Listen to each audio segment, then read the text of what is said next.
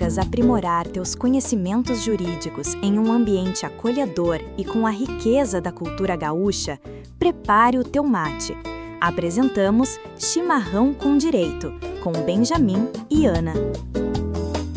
Olá! Hoje vamos mergulhar um pouco nos fundamentos do direito tributário aqui no Brasil, né? Isso aí. A ideia é entender como a nossa Constituição organiza essa coisa de cobrar tributos e o que mudou, assim, mais recentemente com uma reforma bem importante. Exato. Vamos tentar entender a base dessa relação, né, entre Estado e contribuinte. Como o sistema se estrutura e, olha, principalmente as novidades da Emenda 132 de 2023. Certo. É tipo entender as regras do jogo da tributação no país. Legal. E a primeira regra, que, aliás, vem lá de trás, né, Magna Carta, é que esse poder de tributar ele não é absoluto. De jeito nenhum. Precisa de lei, de representação. O Estado não pode simplesmente, sei lá, inventar um imposto do nada, certo? Perfeito. Isso mesmo. E a nossa Constituição de 88, ela detalha isso, sabe? Lá no Sistema Tributário Nacional. Ela não cria os tributos direto, mas define quem pode criar o quê, a tal da competência tributária. A competência. Isso. E quais tipos de tributos existem? As espécies, né? E, o que é fundamental, quais são os limites desse poder? As garantias de quem paga o imposto. É o nosso mapa tributário, então? Exato. Um APA. E falando em mapa, ele foi atualizado e muito no finalzinho de 2023, né? Com a emenda 132. O que essa reforma busca, assim, na prática? Olha, o grande objetivo, assim, o que mais se fala é simplificar. Simplificar aquela bagunça que era a tributação sobre o consumo. Ah, sim. Sabe aquela sopa de letrinhas? ICMS, ISS, IPI, PIS, COFINS. Nossa, sei bem. A ideia é trocar isso tudo por dois novos. A CBS, que é federal, a partir de 2027. Certo. E o IBS, que vai ser dividido entre estados e municípios, mas esse começa para valer só em 2033. Uma transição longa, então. Bem longa. E busca também acabar com a famosa guerra fiscal, né? E deixar o sistema mais transparente, pelo menos na teoria. Ah, a guerra fiscal. Sempre ela. E além dessa unificação, a reforma trouxe novos princípios para a Constituição, não foi? Ouvi falar disso? Trouxe, sim. Isso é bem relevante, viu? Agora está escrito lá, na Constituição. O sistema tem que buscar simplicidade, transparência, justiça tributária, Justiça tributária. Interessante. cooperação e até defender o meio ambiente. Tem um foco novo, hein? Meio ambiente na tributação? E tem uma tentativa, assim, interessante de reduzir a regressividade. Que é quando quem ganha menos paga proporcionalmente mais imposto, né? Exatamente. O tal do cashback do IBS, que é devolver parte do imposto para famílias de baixa renda, é um exemplo dessa tentativa. Entendi. Então, a ideia do cashback é, tipo, tentar corrigir na veia essa questão da regressividade, que sempre foi uma crítica, né? Principalmente no consumo. Isso. É uma das ferramentas que pensaram para buscar essa justiça tributária na prática. Claro, né? Mas deve ser complexo implementar isso. Ah, sem dúvida.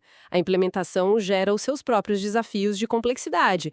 Aí você vê uma tensão interessante, buscar simplicidade e, ao mesmo tempo, criar mecanismos mais justos.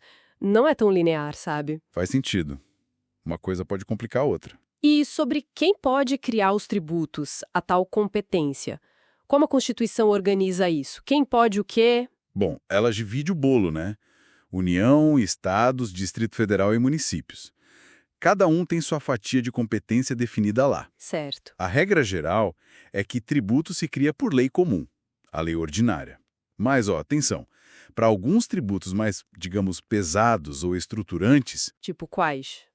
tipo empréstimos compulsórios, o imposto sobre grandes fortunas, aquele famoso que existe na Constituição, mas nunca saiu do papel, né? O IGF, é. Isso.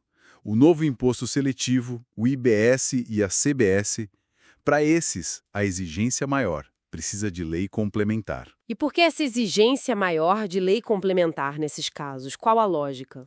Olha, geralmente é porque esses tributos mexem mais com a estrutura da federação, sabe? Ou com os direitos dos contribuintes de forma mais sensível. Entendi. Exigir lei complementar significa que precisa de mais gente no Congresso para aprovar, um quórum maior, um consenso mais amplo, reflete a importância ou a delicadeza do tema. Entendi. Faz sentido. E essa competência, ela tem umas características assim curiosas. Ela é exclusiva de cada ente, não dá para delegar o poder de criar o tributo, Ah, não pode passar para outro? o poder de criar não, só a função de arrecadar, isso pode.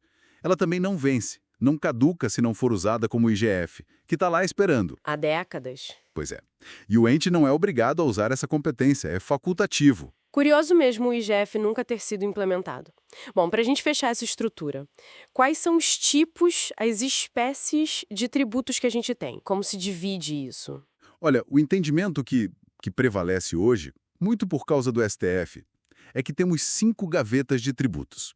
A chamada teoria pentapartida ou quinquipartidas. 5. Quais são? São elas: impostos, taxas, contribuições de melhoria, empréstimos compulsórios e as contribuições especiais. E essa última ainda se divide em várias, né? Sociais, CID, de categorias profissionais, a COSIP. Bastante coisa. E como diferenciar um do outro, assim, de forma mais simples para quem está ouvindo? Tá, vamos tentar simplificar. Pensa assim: impostos, tipo imposto de renda, IPVA, o dinheiro vai para o Caixa Geral do governo. Não tem um carimbo específico dizendo esse dinheiro é para tapar buraco da rua X. Entendi. Receita não vinculada. Exato. Já as taxas são diferentes. Você paga por um serviço público específico que você usa ou que está ali à sua disposição. Tipo a taxa de coleta de lixo. Ah, tá. Tem uma contrapartida direta do Estado. Isso, ou ao menos colocada à disposição. A contribuição de melhoria é mais específica ainda. É por uma obra pública que valoriza o seu imóvel diretamente. Uma rua asfaltada na frente da sua casa, por exemplo. Certo. E os outros dois? Empréstimos compulsórios e contribuições especiais. Esses dois são definidos mais pelo motivo da cobrança, pela finalidade. O empréstimo compulsório é para situações excepcionais, tipo guerra ou calamidade, ou um investimento público muito urgente. O dinheiro, em tese, tem que ser devolvido depois. E as contribuições especiais? Essas são para financiar áreas específicas. Seguridade Social, INSS, por exemplo, intervenção econômica, CID, interesse de categorias profissionais, anuidades da OAB, CREA ou custeio de iluminação pública, COSISP-CIP. A finalidade é o que manda. Aquele critério antigo, só olhar o fato gerador lá do Código Tributário, ele já não explica tudo sozinho para essas duas últimas espécies. Ótimo, ficou bem mais claro agora. Então, para a gente recapitular rapidamente, a gente viu a base desse poder de tributar, a organização dele na Constituição, essa grande reforma da E132 com a busca por simplificação, justiça, né? Isso. Vimos como a competência é dividida e as características dela, e fechamos com 5 tipos de tributos. Exato. Cobrimos a estrutura básica. E fica talvez uma reflexão final, né? Com uma reforma tão grande, tão ambiciosa, que fala tanto em simplificação, em transparência, em justiça tributária e até em meio ambiente. Sim. Como é que isso vai de fato funcionar no dia a dia? Para as pessoas, para as empresas? Depois que toda essa poeira da transição assentar, daqui a alguns anos, será que a gente vai sentir na ponta um sistema mais fácil de entender e principalmente mais justo? É a pergunta de milhões, né? É o grande teste. Vamos ter que acompanhar de perto. Olá! Vamos direto ao ponto hoje, né? As espécies tributárias no Brasil.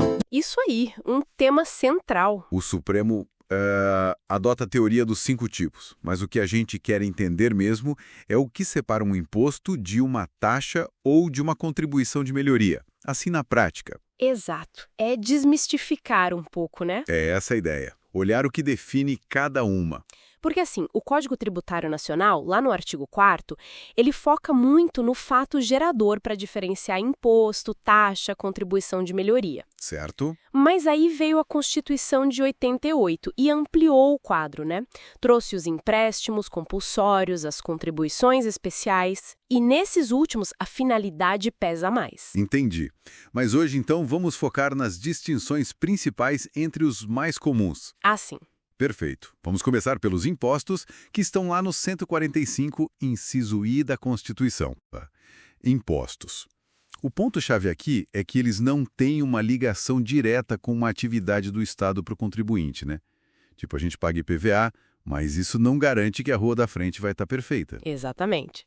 O dinheiro arrecadado, via de regra, não é carimbado. Ele vai para o caixa geral do governo. É o princípio da não afetação da receita, né? Artigo 167, inciso 4º. Isso, com as exceções previstas na própria Constituição, claro, mas a regra é essa: flexibilidade para o governo usar onde precisar mais. E a cobrança se baseia na capacidade de cada um pagar, certo? A capacidade contributiva. Esse é o princípio norteador dos impostos, sim. Artigo 145, parágrafo 1º.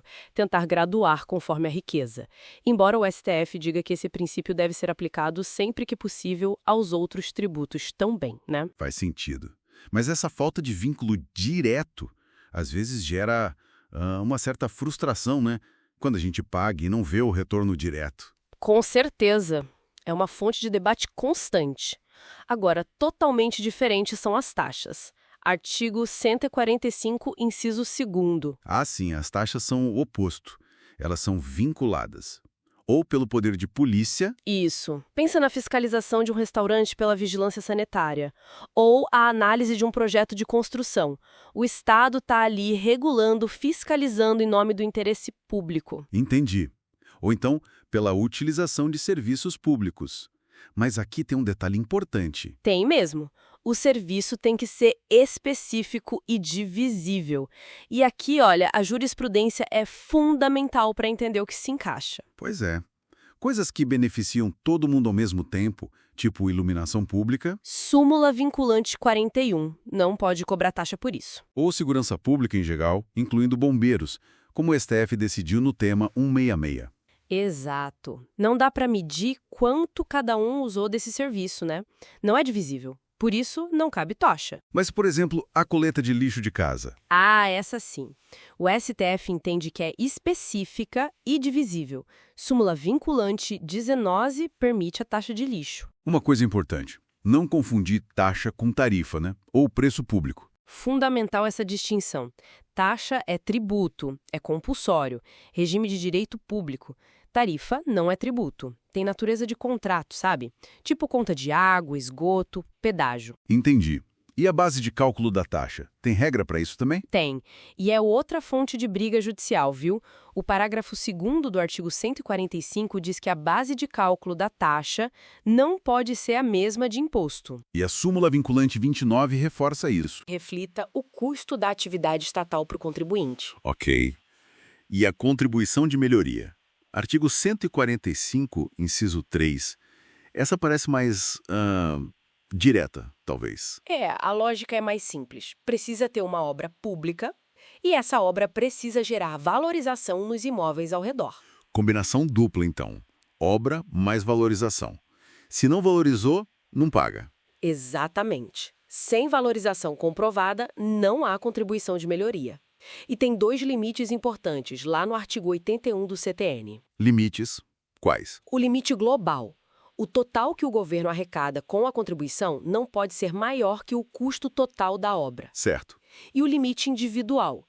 Cada proprietário paga, no máximo, o valor que o imóvel dele especificamente valorizou por causa da obra. Ninguém paga mais do que o benefício que teve. Justo.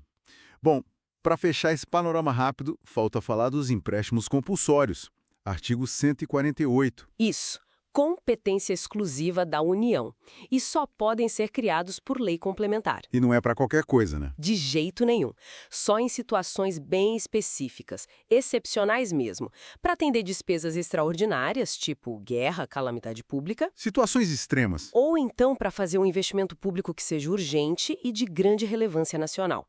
E um ponto crucial, são restituíveis. O governo tem que devolver o dinheiro depois. Ah, importante isso. Tem que devolver. E a arrecadação é vinculada. O dinheiro só pode ser usado para cobrir aquela despesa extraordinária ou aquele investimento que justificou a criação do empréstimo. Curioso que antigamente tinha uma súmula do STF, a 418, que dizia que não eram tributos, né? Tinha sim, mas isso foi antes da Constituição de 88. Hoje, não tem dúvida, empréstimo compulsório é espécie tributária. A súmula está superada. Certo. Então, para a gente amarrar tudo, imposto é desvinculado da atividade estatal para o contribuinte, taxa exige essa contrapartida específica, seja poder de polícia, seja um serviço divisível. Uhum. Contribuição de melhoria depende da obra pública e da valorização que ela causa no imóvel. Perfeito. Já os empréstimos compulsórios e também as contribuições especiais, que a gente não aprofundou tanto hoje, se definem mais pela finalidade e pelo destino do dinheiro. Exatamente essa lógica. Entender a natureza jurídica de cada um é fundamental, porque isso muda tudo. Os princípios que se aplicam, quem pode instituir, para onde vai o recurso. Muda o jogo todo. Completamente. E aí fica até uma reflexão, né? Será que toda essa complexidade, essas 5 espécies, mais as regras específicas, mais a quantidade enorme de decisões judiciais para dizer o que é o quê, será que isso não acaba gerando uma insegurança jurídica muito grande no dia a dia? Um custo alto para entender e cumprir tudo isso? É uma ótima pergunta para se pensar. Essa linha tênue entre as espécies e a judicialização constante com certeza desafia a segurança jurídica na prática tributária. Pois é, fica aí a provocação. Olá, vamos direto ao ponto hoje. Contribuições especiais e o princípio da legalidade no nosso sistema tributário. Parece um tema meio denso, mas acho que a gente consegue focar nos pontos-chave, no que importa mesmo. Exato. Para a gente se situar, é bom lembrar que o Supremo reconhece 5 espécies de tributos, né? Aquela famosa teoria pentapartida. Hoje o nosso foco vai ser nas contribuições especiais, que são a 5ª espécie. Ah, certo. E o grande lance delas, é que a Receita tem um destino certo. Não é como imposto que vai para um caixa geral, sabe? E claro, tudo isso fica debaixo do grande guarda-chuva do princípio da legalidade. Interessante essa ideia do dinheiro carimbado, né? Mas quem é que pode criar essas contribuições? Como é que funciona essa distribuição de poder? Então, a regra geral, se a gente olhar lá o artigo 149 da Constituição, ela concentra na União a competência para criar a maioria. A maioria. As sociais, as de intervenção do domínio econômico, as CID, sabe? E também as de interesse das categorias profissionais ou econômicas. Mas como quase tudo em direito, né, tem exceções, e são importantes. Imagina. Quais seriam? Bom, tem uma lógica por trás, né? Quem presta o serviço ou a quem ele se destina. Os estados, o DF e os municípios, eles podem criar contribuições para bancar a previdência dos seus próprios servidores. Ah, faz sentido. A providência deles. Exato. E os municípios e o DF também podem instituir aquela contribuição para custear a iluminação pública e agora também monitoramento, a famosa COSIP, ou CIP. É essa vinculação da Receita que define a natureza delas, entende? Entendi.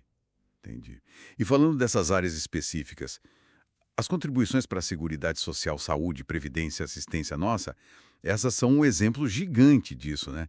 Eu lembro que teve umas decisões importantes dos tribunais sobre o que entra ou não na base de cálculo delas. Não foi. Sim, muitas. E essas decisões mostram bem como a coisa pode ser complexa. Por exemplo, o STF definiu num tema de repercussão geral, o 985, que a contribuição previdenciária patronal, a CPP, incide sobre o terço de férias gozadas. Certo. E qual foi o raciocínio? O raciocínio foi que essa verba tem natureza remuneratória e é habitual, sabe? Então integra o salário de contribuição. Por outro lado, no caso do salário maternidade, que foi o tema 72, a mesma CPP foi afastada. Ah, interessante a diferença. Por quê? Porque aí o STF entendeu que o salário maternidade tem mais natureza de benefício previdenciário, sabe? Não seria uma contraprestação direta pelo trabalho. E tem outro ponto super importante dessas contribuições da Seguridade, lá do artigo 195, a tal da noventena. Noventena. Ah, aquela regra dos 90 dias. Essa mesma.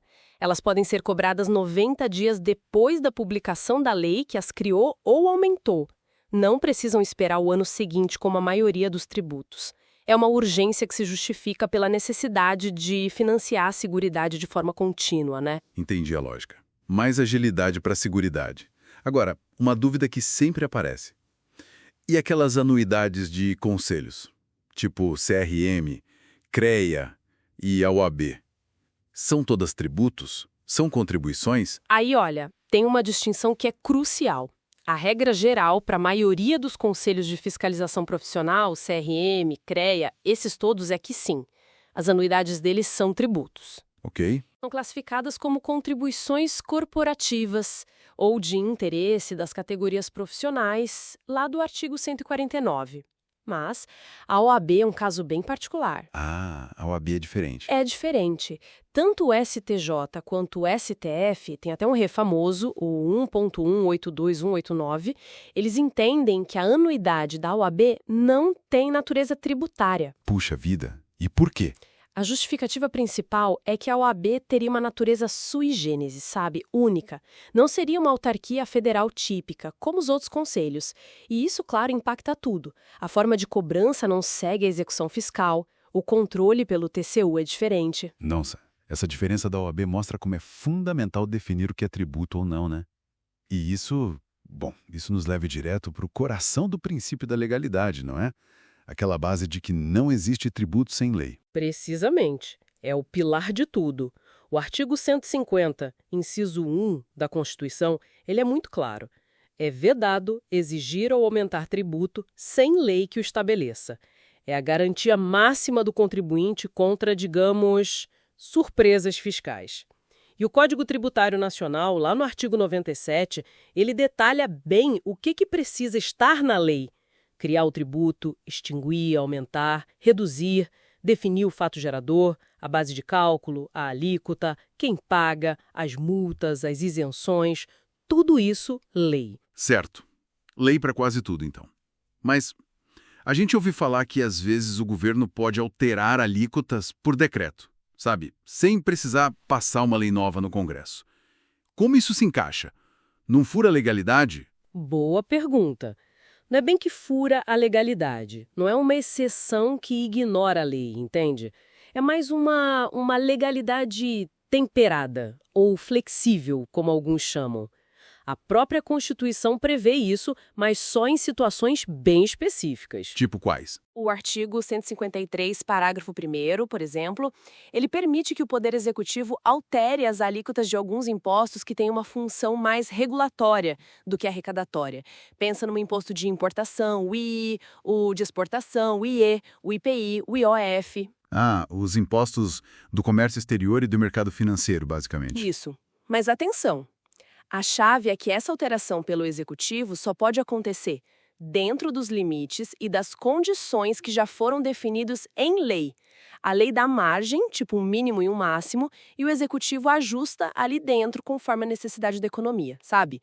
O mesmo vale para a CID, combustíveis, e para o ICMS combustíveis, quando ele é monofásico.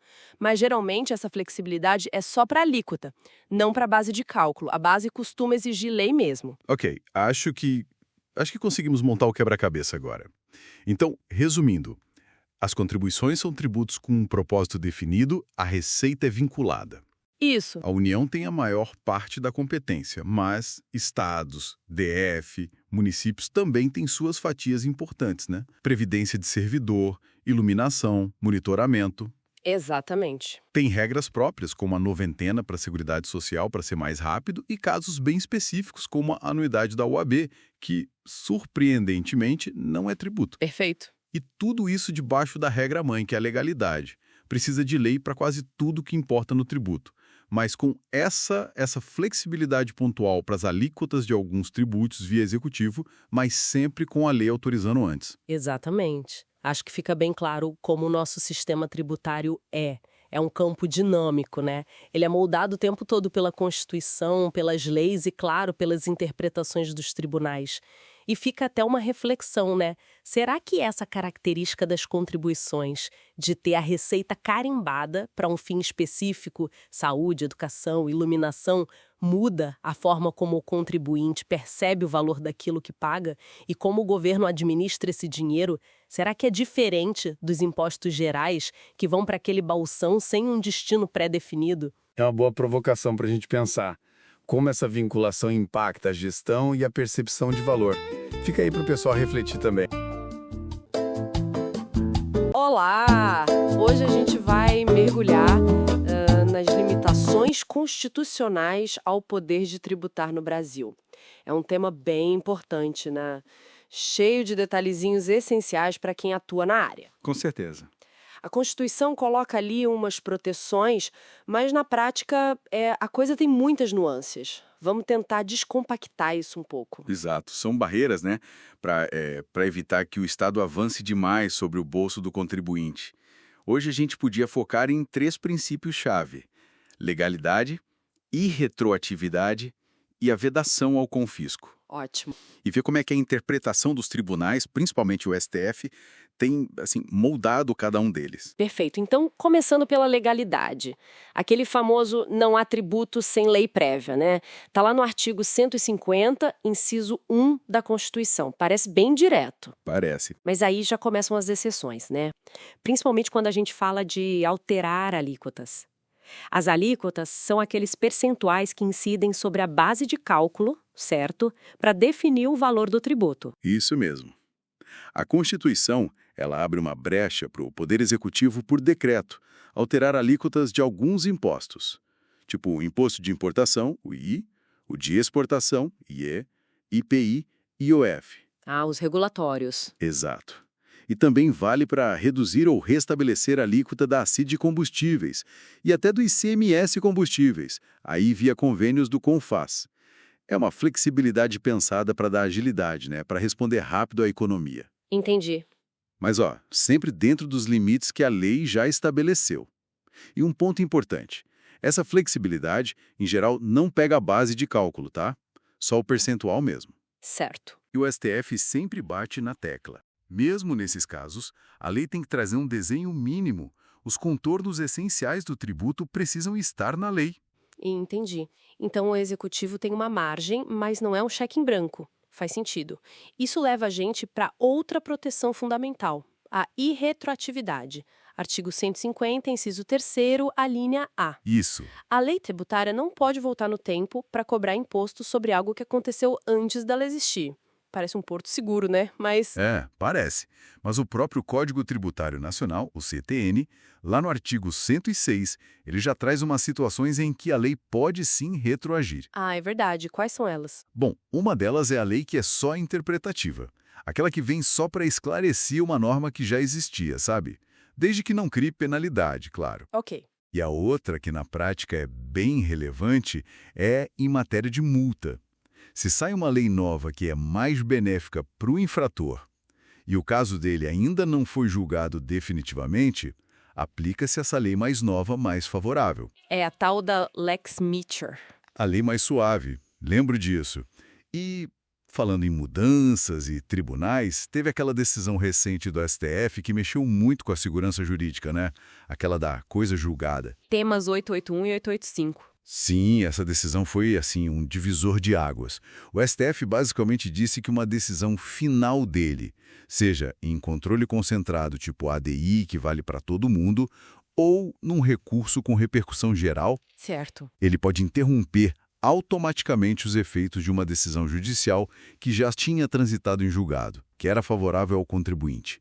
Isso para tributos de trato sucessivo. Aqueles que se repetem no tempo, tipo imposto mensal. Exatamente. Como o IR, PIS, COFINS. Claro, ele diz que tem que respeitar a irretroatividade e a anterioridade para a nova cobrança começar a valer. Mas o efeito da decisão anterior cessa. Nossa, isso é enorme. Então, peraí. Uma empresa que ganhou na justiça o direito de não pagar um tributo e estava tranquila com isso há anos, pode, de repente, ter que voltar a pagar só porque o STF decidiu diferente depois? É isso. A previsibilidade Fica bem abalada, né? fica muito abalada.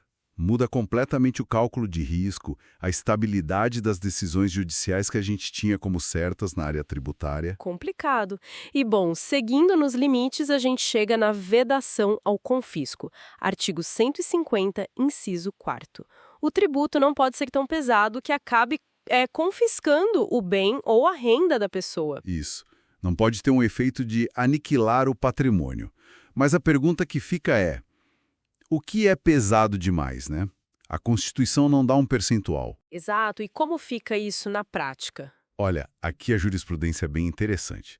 O STF, num caso importante, a ADI 551, deixou claro que essa vedação não vale só para o tributo em si. Vale também para as multas fiscais. Ah, interessante. Quer dizer que uma multa muito alta pode ser considerada confiscatória? Pode. Uma multa que seja completamente desproporcional, exagerada, pode sim ser derrubada por ser confiscatória. Mas, de novo, não tem um número mágico. Tipo, acima de 100% do tributo é confisco. Não necessariamente. Entendi. A análise é casuística. Tem que olhar o caso concreto, as circunstâncias. E como é que se argumenta isso num processo, se não tem um percentual fixo? Geralmente, a gente compara o valor da multa com o valor do tributo que não foi pago. Analisa a capacidade econômica de quem está sendo multado, a gravidade do que ele fez de errado e, principalmente, se aquela multa inviabiliza a atividade econômica dele. Entendi. O foco é demonstrar que faltou razoabilidade, que faltou proporcionalidade na hora de aplicar a penalidade. Faz todo sentido. Então, só para a gente recapitular. Legalidade. Regra geral é lei, mas tem exceções importantes para alíquotas de alguns impostos, sempre com limite legal e aquele desenho mínimo na lei. Certo. Certo. E retroatividade. Também é regra, mas tem exceções, como a lei interpretativa e a lex meteor para as multas. E essa questão super recente e impactante do STF sobre a coisa julgada que trouxe uma baita incerteza. Exato. Muita incerteza. E, por fim, a vedação ao confisco. Protege não só contra tributo excessivo, mas também contra multa desproporcional. E a análise é sempre caso a caso. Perfeito. É isso aí. Os princípios são a nossa base, né? As vigas mestras. Mas o direito tributário está sempre em movimento, sendo remodelado pela legislação e talvez principalmente pela interpretação dos tribunais. Verdade. E fica a reflexão, né? Como que essas garantias e também as flexibilizações delas se aplicam no dia a dia, nos planejamentos tributários, nas defesas, e qual vai ser o real alcance dessas mudanças sobre a coisa julgada para as empresas, para os litígios que já estão rolando. Excelentes questões para a gente pensar e continuar acompanhando. Espero que essa nossa conversa tenha ajudado a clarear um pouco esses pontos tão complexos. Tomara que sim. Obrigada pela conversa e até a próxima. Até a próxima. Olá, hoje vamos dar uma olhada num tema-chave do direito brasileiro, né? As limitações constitucionais ao poder de tributar. Basicamente, onde a Constituição entra para proteger o contribuinte e equilibrar essa relação com o fisco. A gente tem um material bem denso aqui, uma análise jurídica sobre princípios, imunidades, e a nossa missão é tirar daqui o que é mais crucial, sabe? As interpretações recentes que todo mundo que atua na área precisa ter no radar. Preparado para essa conversa?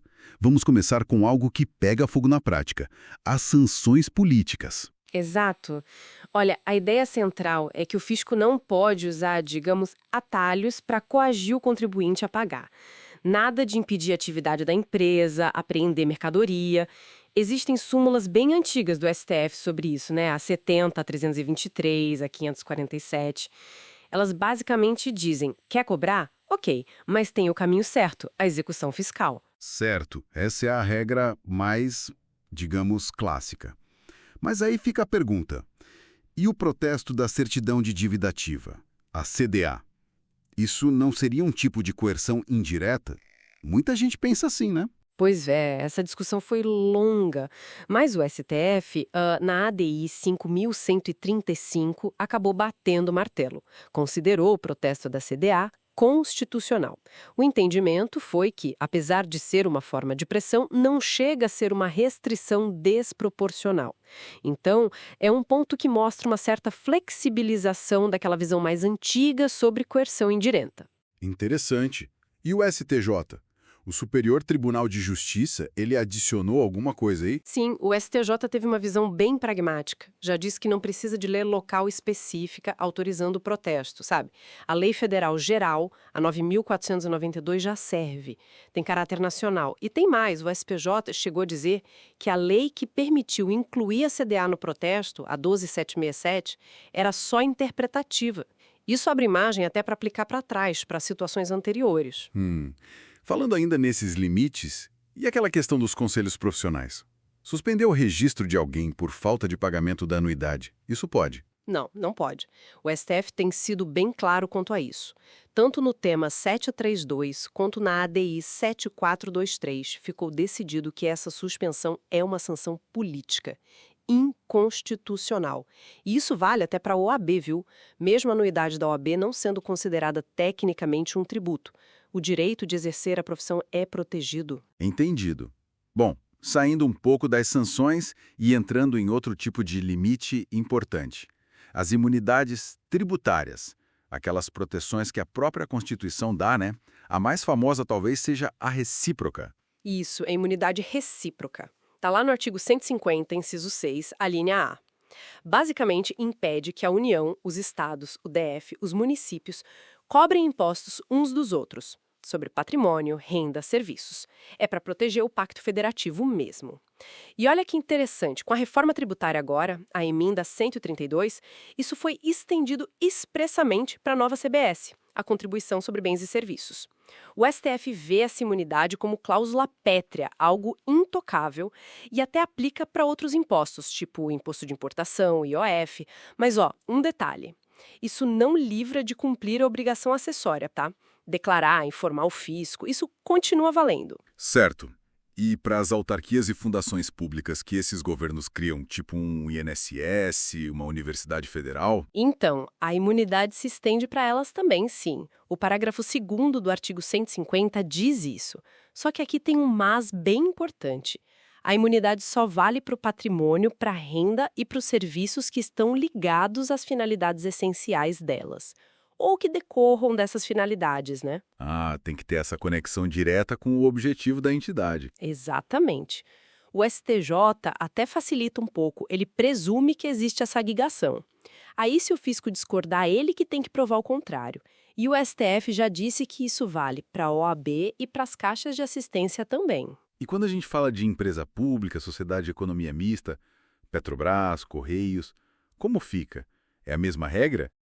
Aí a história muda. O artigo 173, parágrafo 2º da Constituição é bem direto. Se a entidade explora atividade econômica, está competindo no mercado, visa lucro, como a Petrobras, né? O STF já analisou isso no tema 508, aí sem imunidade. Paga imposto como qualquer empresa privada. Ok, mas e os Correios que você mencionou? Então, aí é a exceção.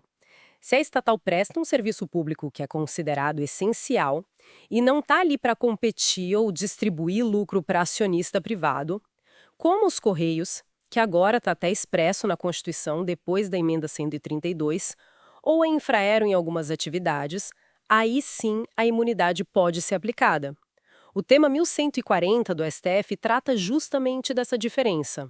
Essa linha parece bem tênue, né? Entre atividade econômica e serviço público essencial.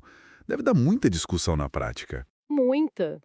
Definir o que é essencial, o que é não concorrencial, o que é sem visar lucro, isso sempre gera debate. Depende muito do caso concreto. A jurisprudência é fundamental aqui. Mudando de imunidade, vamos para outra bem conhecida, a dos templos religiosos. Sim, a imunidade religiosa. Artigo 150, VB. Protege os templos de qualquer culto de impostos sobre patrimônio, renda e serviços. Mas, claro, desde que ligados às finalidades essenciais da entidade.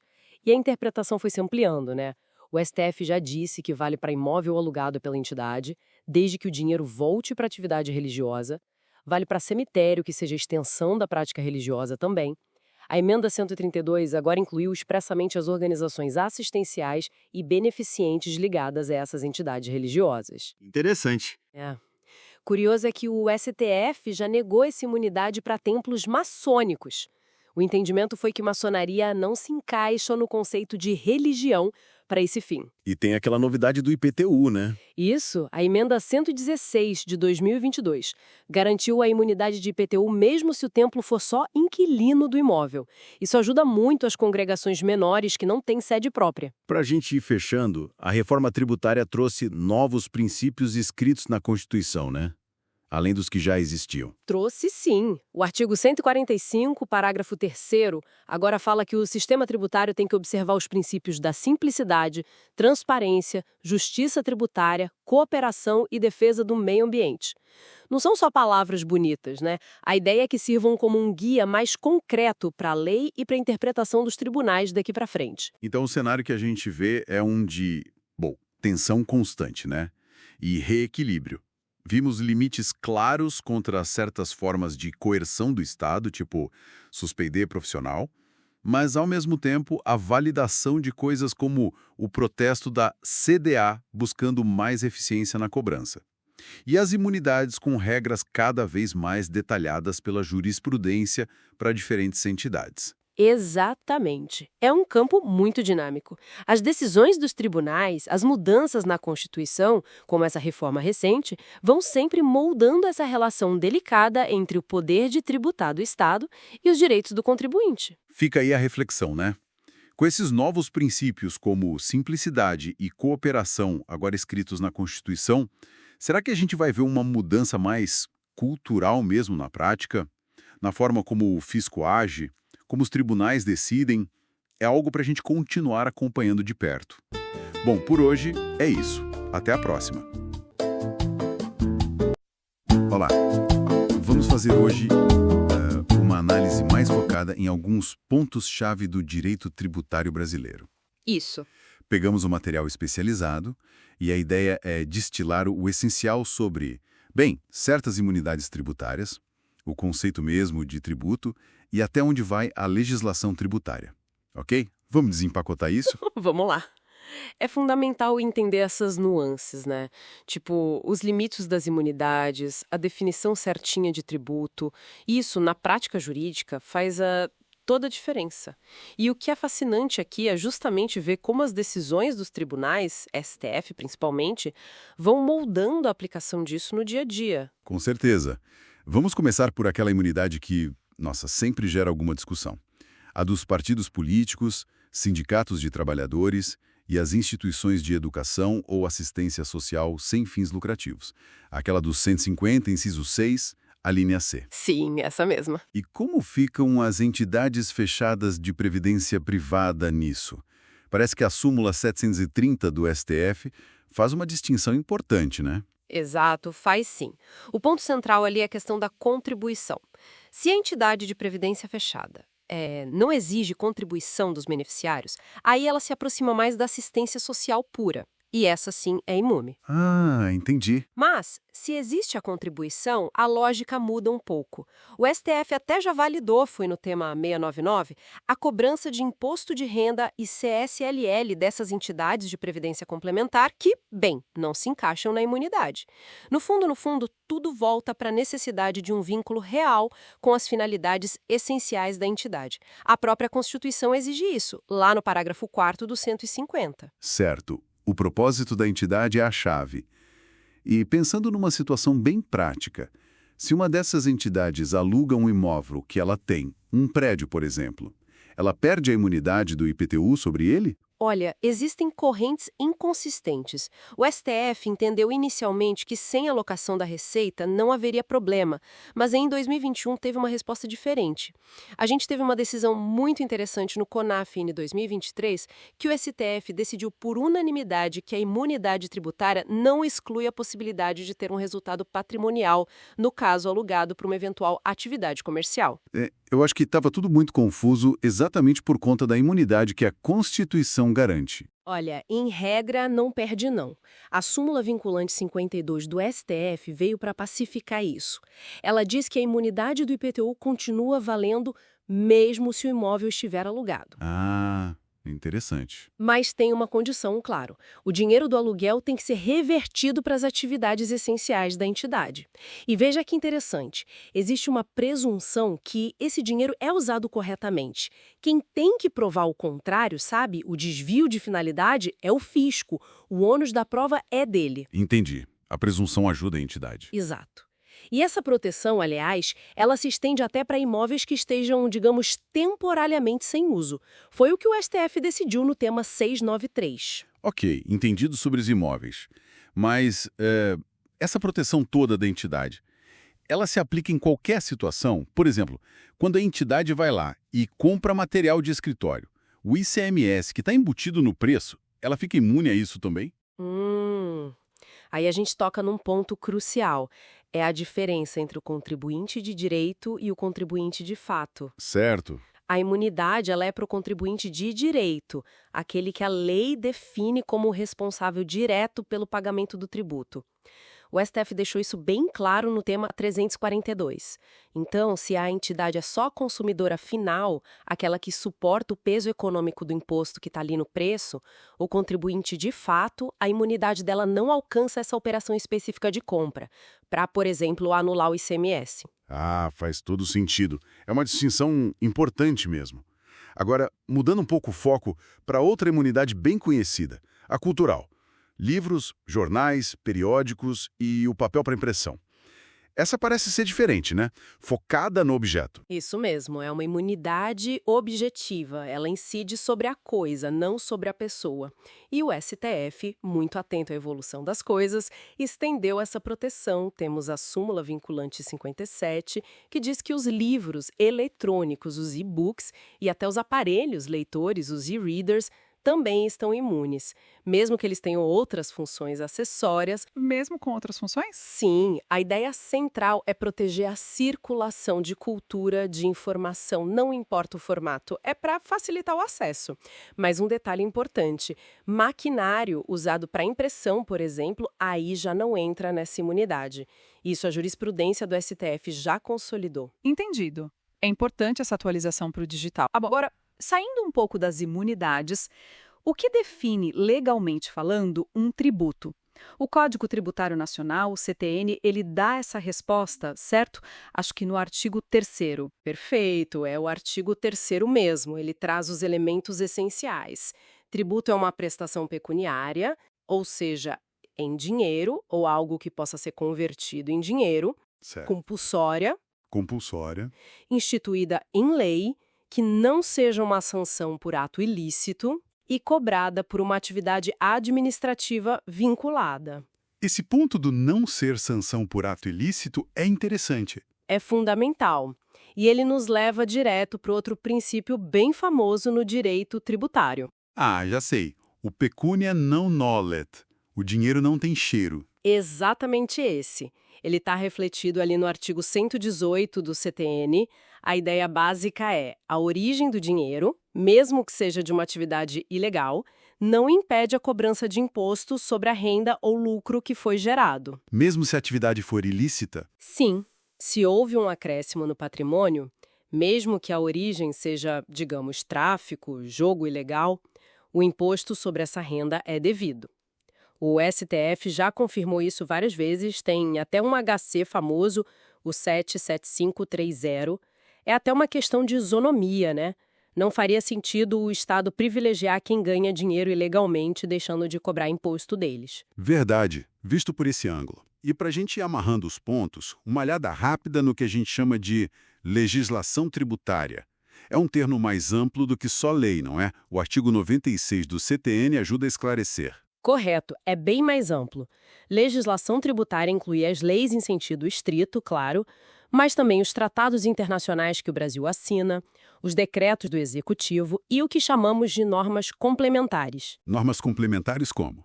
Portarias ministeriais, instruções normativas da Receita Federal, resoluções, tudo isso compõe a legislação tributária. E até a forma de interpretar tudo isso tem regras específicas no CTN. Por exemplo, isenções a gente interpreta literalmente, conforme o artigo 111. Já as penalidades, as multas, se houver dúvida, a interpretação deve ser a mais favorável ao contribuinte, é o que diz o artigo 112. Então tá. Recapitulando um pouco nossa conversa. Vimos que as imunidades para entidades assistenciais, sindicatos, partidos, têm condições bem claras, né? Especialmente a questão da finalidade, da ausência de lucro, da não distribuição de patrimônio e, no caso da Previdência, a questão da contribuição. Isso. Vimos que a imunidade cultural se modernizou, alcançando os e-books e e-readers. Entendemos melhor o que define um tributo pelos critérios do CTN e, por fim, esse princípio intrigante do pecunia non olet, de que até renda de origem ilícita pode ser tributada. São conceitos bem importantes com aplicação direta no nosso dia a dia profissional. Sem dúvida alguma. E sabe, isso tudo nos deixa com uma reflexão interessante para o futuro. Qual seria? Bem, pensando na evolução da tecnologia, como a gente viu com os e-books, e também nas mudanças sociais, nas novas formas de atuação das entidades. Como será que os tribunais vão reinterpretar, daqui para frente, o que realmente significa finalidade essencial para uma entidade manter sua imunidade? Especialmente se surgirem novas fontes de receita ou modelos de atuação um pouco diferentes dos tradicionais. Fica aí a questão para a gente pensar, né? Ok, então, vamos lá. Hoje a gente vai mergulhar um pouco nos pilares da tributação aqui no Brasil, né? Isso aí. Falar de obrigação tributária, fato gerador, quem são os sujeitos, essas coisas que, bom, parecem técnicas, mas que a gente precisa entender a lógica, certo? Exato. E, olha, entender essa base pode ser bem útil, mesmo para quem não é da área fiscal diretamente. Ajuda a ver como funciona essa relação contribuinte-fisco. Legal. Então, começando pela obrigação tributária. Parece que tem dois tipos, né?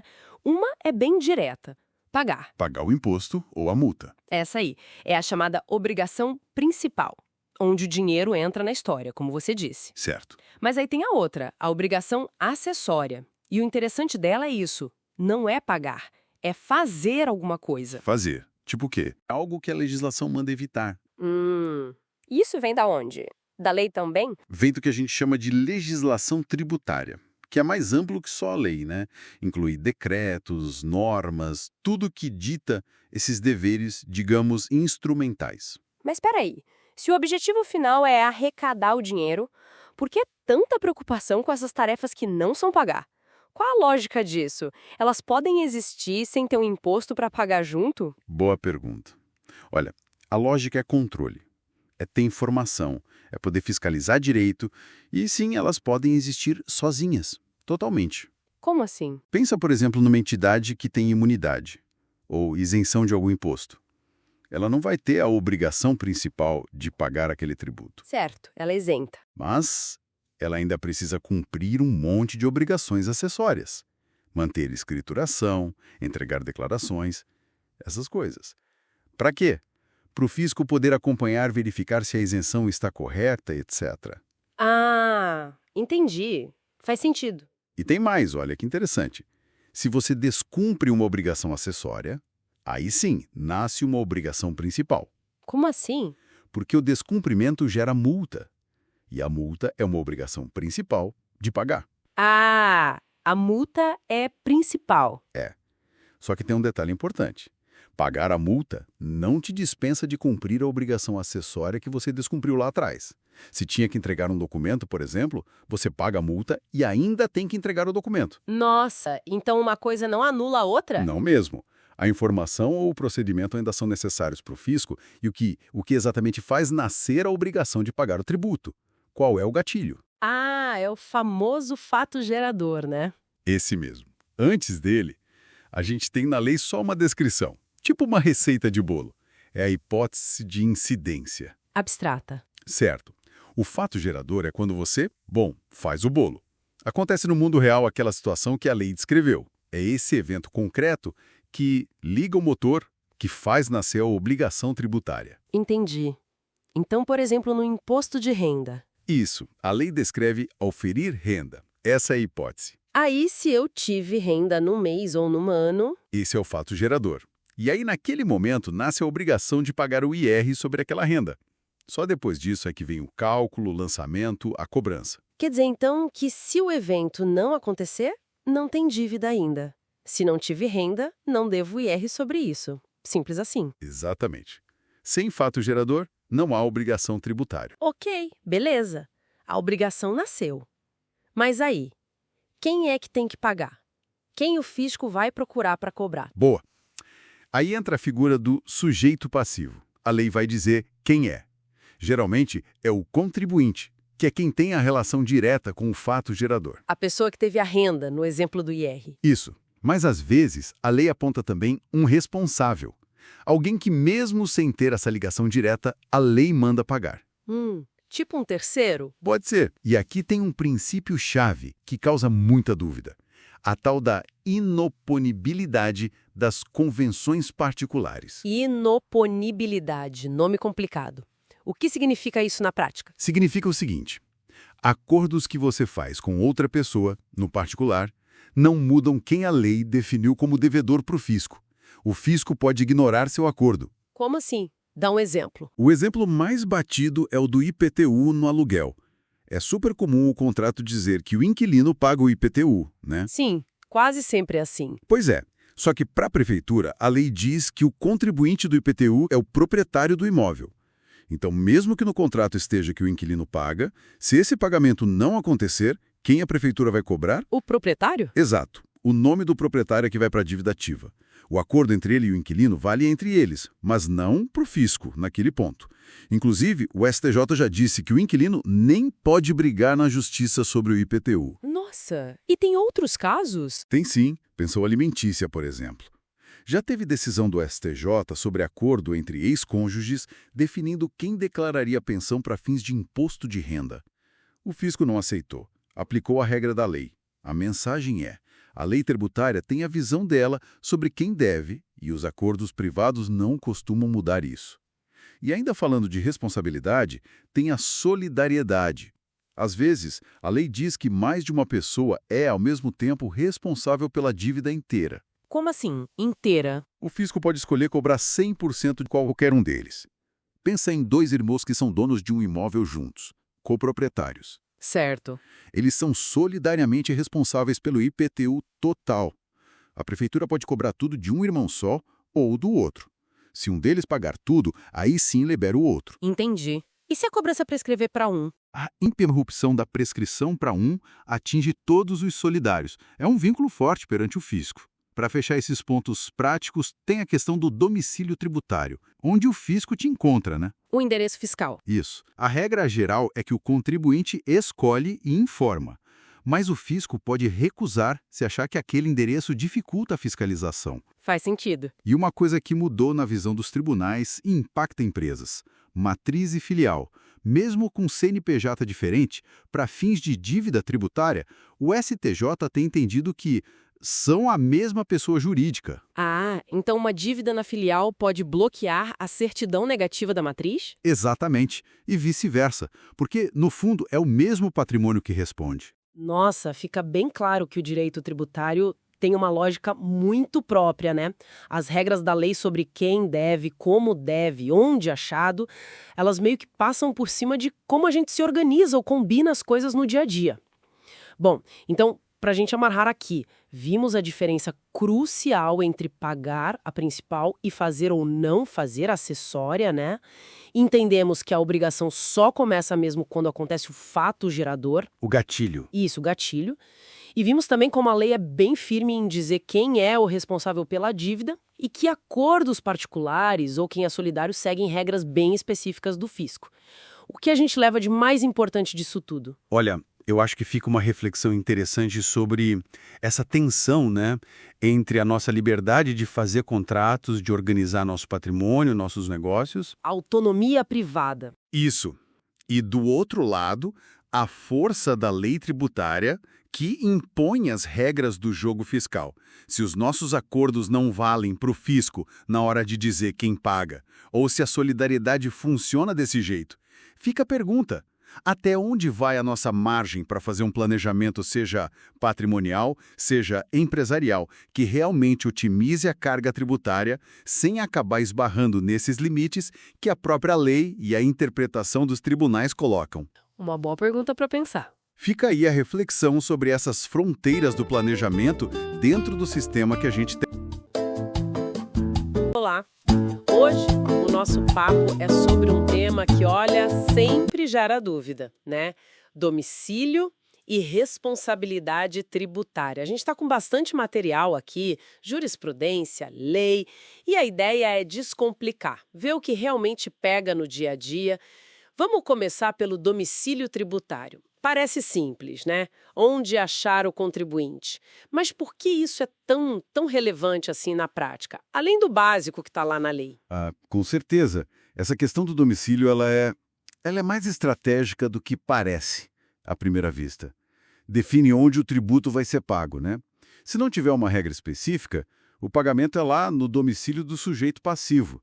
E tem um ponto, olha só, que mexe muito com a prática. O IPVA. O Supremo decidiu, é o tema 708, que o imposto é devido onde o dono mora, o domicílio tributário dele. Ah, não onde o carro tem a placa. Exatamente. Não necessariamente onde está licenciado. Isso, impacta direto na grana que entra para o Estado e até na parte que vai para os municípios, né? Aquela divisão constitucional. Entendi. Faz todo sentido. Então tá, definimos o local, o onde, mas aí vem a pergunta de milhões. Quem paga a conta? Isso nos leva direto para a responsabilidade tributária. Tem o contribuinte, que tem aquela ligação direta com o fato, e o responsável, que a lei chama para a conversa, certo? Perfeito, é isso aí. Contribuinte e responsável. E essa escolha do responsável, ela não é aleatória, de jeito nenhum. A lei tem que ser clara, expressa, e essa pessoa, esse terceiro, tem que ter alguma conexão com o fato gerador. Não pode ser alguém totalmente alheio. E um detalhe fundamental. Para definir regras gerais sobre responsabilidade, a Constituição exige lei complementar. O Supremo já afirmou isso lá no R. 562-276. Então, uma lei ordinária tratando disso, corre um risco sério de ser inconstitucional na forma, sabe? Certo, tem que ser lei complementar. E como essa responsabilidade surge? Tem tipos diferentes? Como funciona? Basicamente, a gente pode pensar em duas grandes categorias, né? A responsabilidade por transferência e a por substituição. Na transferência, acontece alguma coisa depois do fato gerador, e a obrigação pula. O exemplo clássico é a sucessão, né? Morreu a pessoa, o espólio assume os débitos tributários dela. Já na substituição, não. A lei já define desde o começo que um terceiro vai pagar. É um débito próprio dele, por substituição. Pode ser para trás, tipo o frigorífico que paga o imposto do produtor rural, ou a mais famosa, a para frente, muito comum no ICMS. Ah, a substituição para frente, aquela do pagamento antecipado. É essa mesma. Paga-se um imposto sobre uma venda que ainda vai acontecer, uma venda futura presumida. A Constituição até prevê isso. É como, pagar antecipado por algo que se espera que ocorra. Falando em transferência, isso deve ser super importante em negócios, né? Comprar um imóvel, uma empresa e as dívidas fiscais, como fica? Aí o cuidado tem que ser redobrado. Se comprar um imóvel, os débitos de IPTU, taxas, contribuição de melhoria, eles acompanham bem, vão para o nome do comprador. A não ser, claro, que ele pegue a certidão negativa ou se o imóvel foi comprado em leilão judicial, na asta pública. Aí a dívida fica coberta pelo valor do lance. E para bens móveis, tipo carro? Mesma lógica. O STJ entende que o comprador assume o IPVA atrasado, por exemplo. E na sucessão de empresas, fusão, incorporação, ou mesmo na compra do ponto comercial, o chamado trespasse, a regra geral é: a empresa que sucede, que continua o negócio, herda as dívidas tributárias da anterior. No caso do trespasse, se o vendedor some, o comprador responde por tudo. Se ele continua ativo, a responsabilidade do comprador é mais secundária, subsidiária. Nossa, e as multas entram nessa conta toda? Entram, inclusive as multas, tanto as de mora quanto as punitivas. A súmula 554 do STJ confirma isso, não tem choro. Entendido. Agora, um ponto que sempre gera discussão. Responsabilidade dos sócios, dos administradores.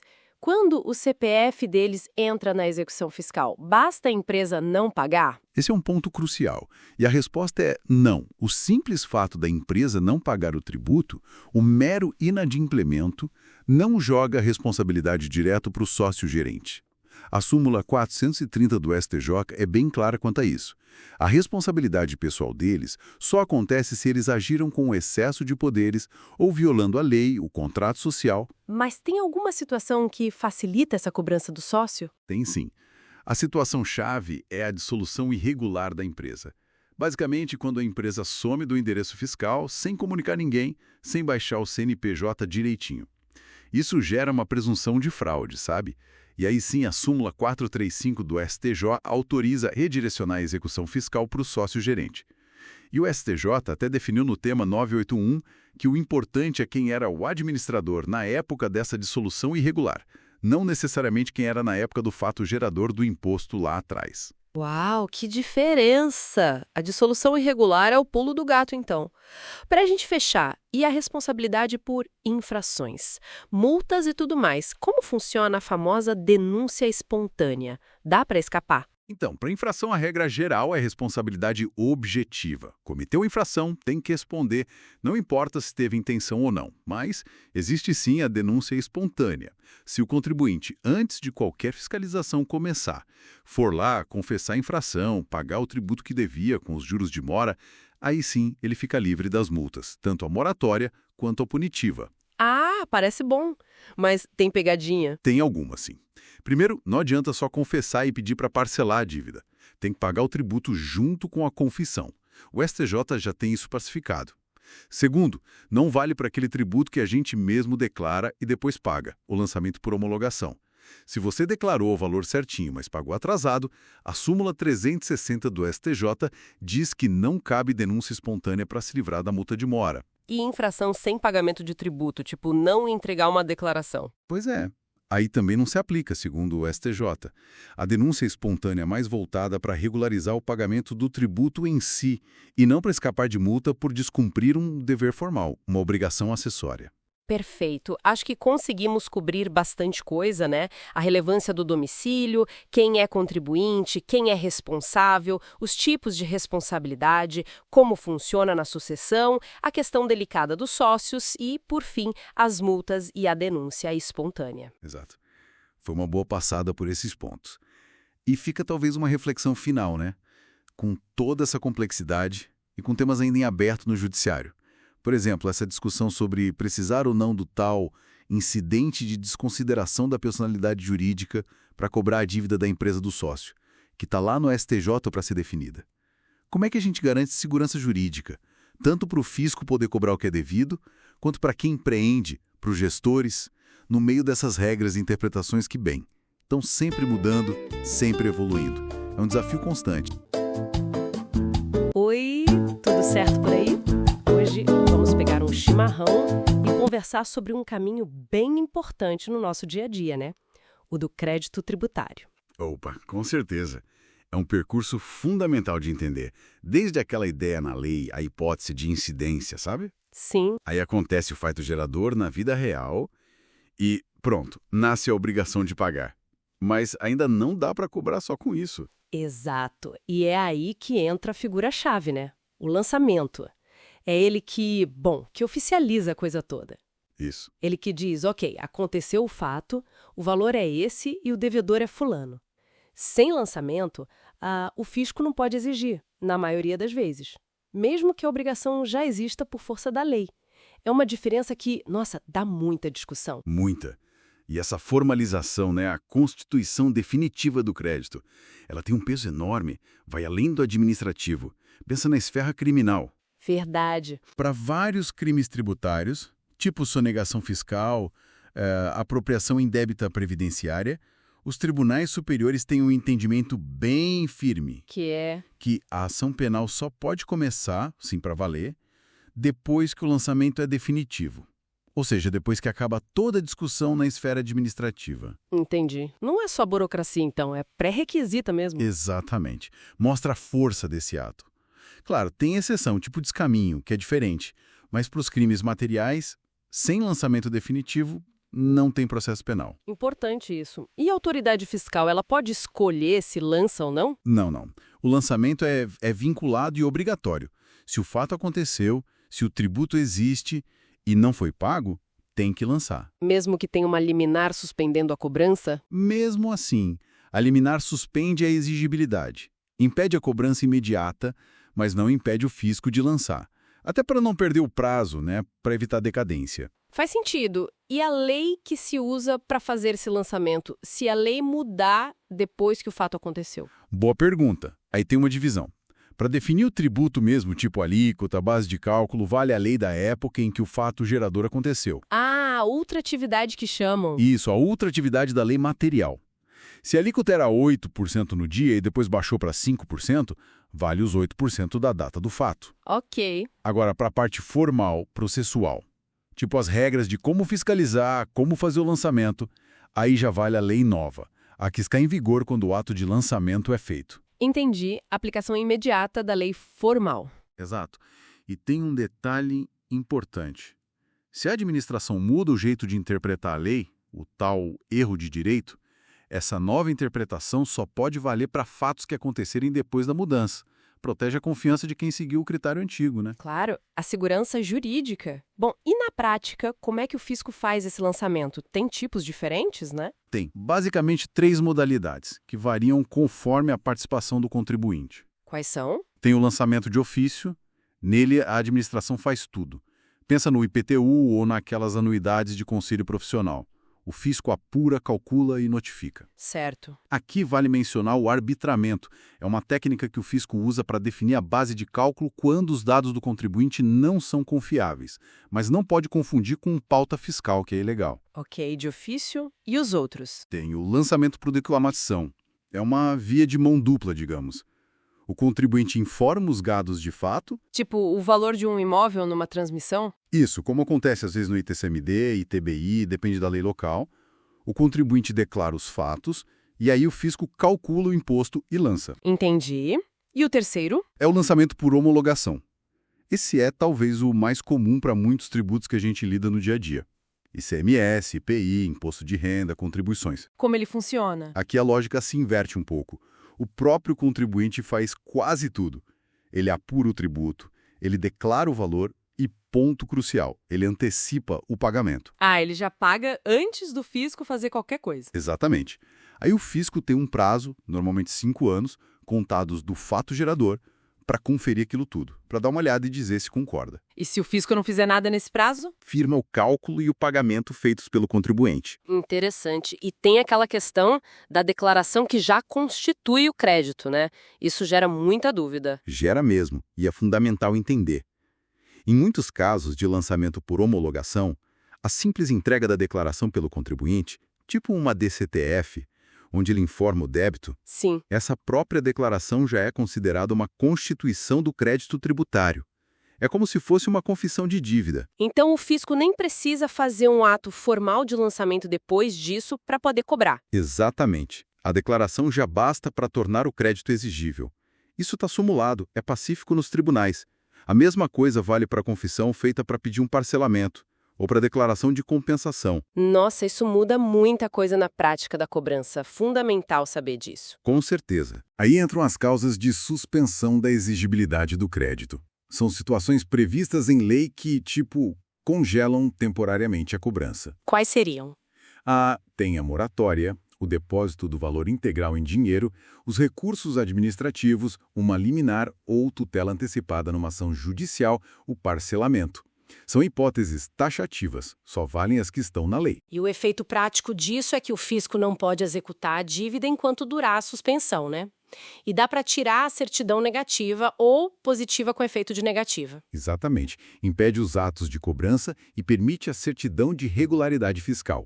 A dívida não some, mas a cobrança fica em espera. Perfeito. Então acho que conseguimos dar uma boa passada por todo esse ciclo, né? Sim, desde a ideia lá na lei. Hipóteses de incidência. Passando pelo fato concreto, o fato gerador. Até nascer a obrigação. Aí vem o lançamento, que é o ato que formaliza, que constitui o crédito, e vimos que isso tem reflexo até no criminal. Vimos os tipos de lançamento: ofício, declaração e a homologação, com aquele detalhe importante da declaração já valer como constituição do crédito. E por fim, as formas de suspender a exigibilidade, de colocar a cobrança em pausa. Entender essa dinâmica toda é realmente essencial para quem advoga na área tributária, seja na consulta, na defesa administrativa ou no processo judicial, né? Sem dúvida.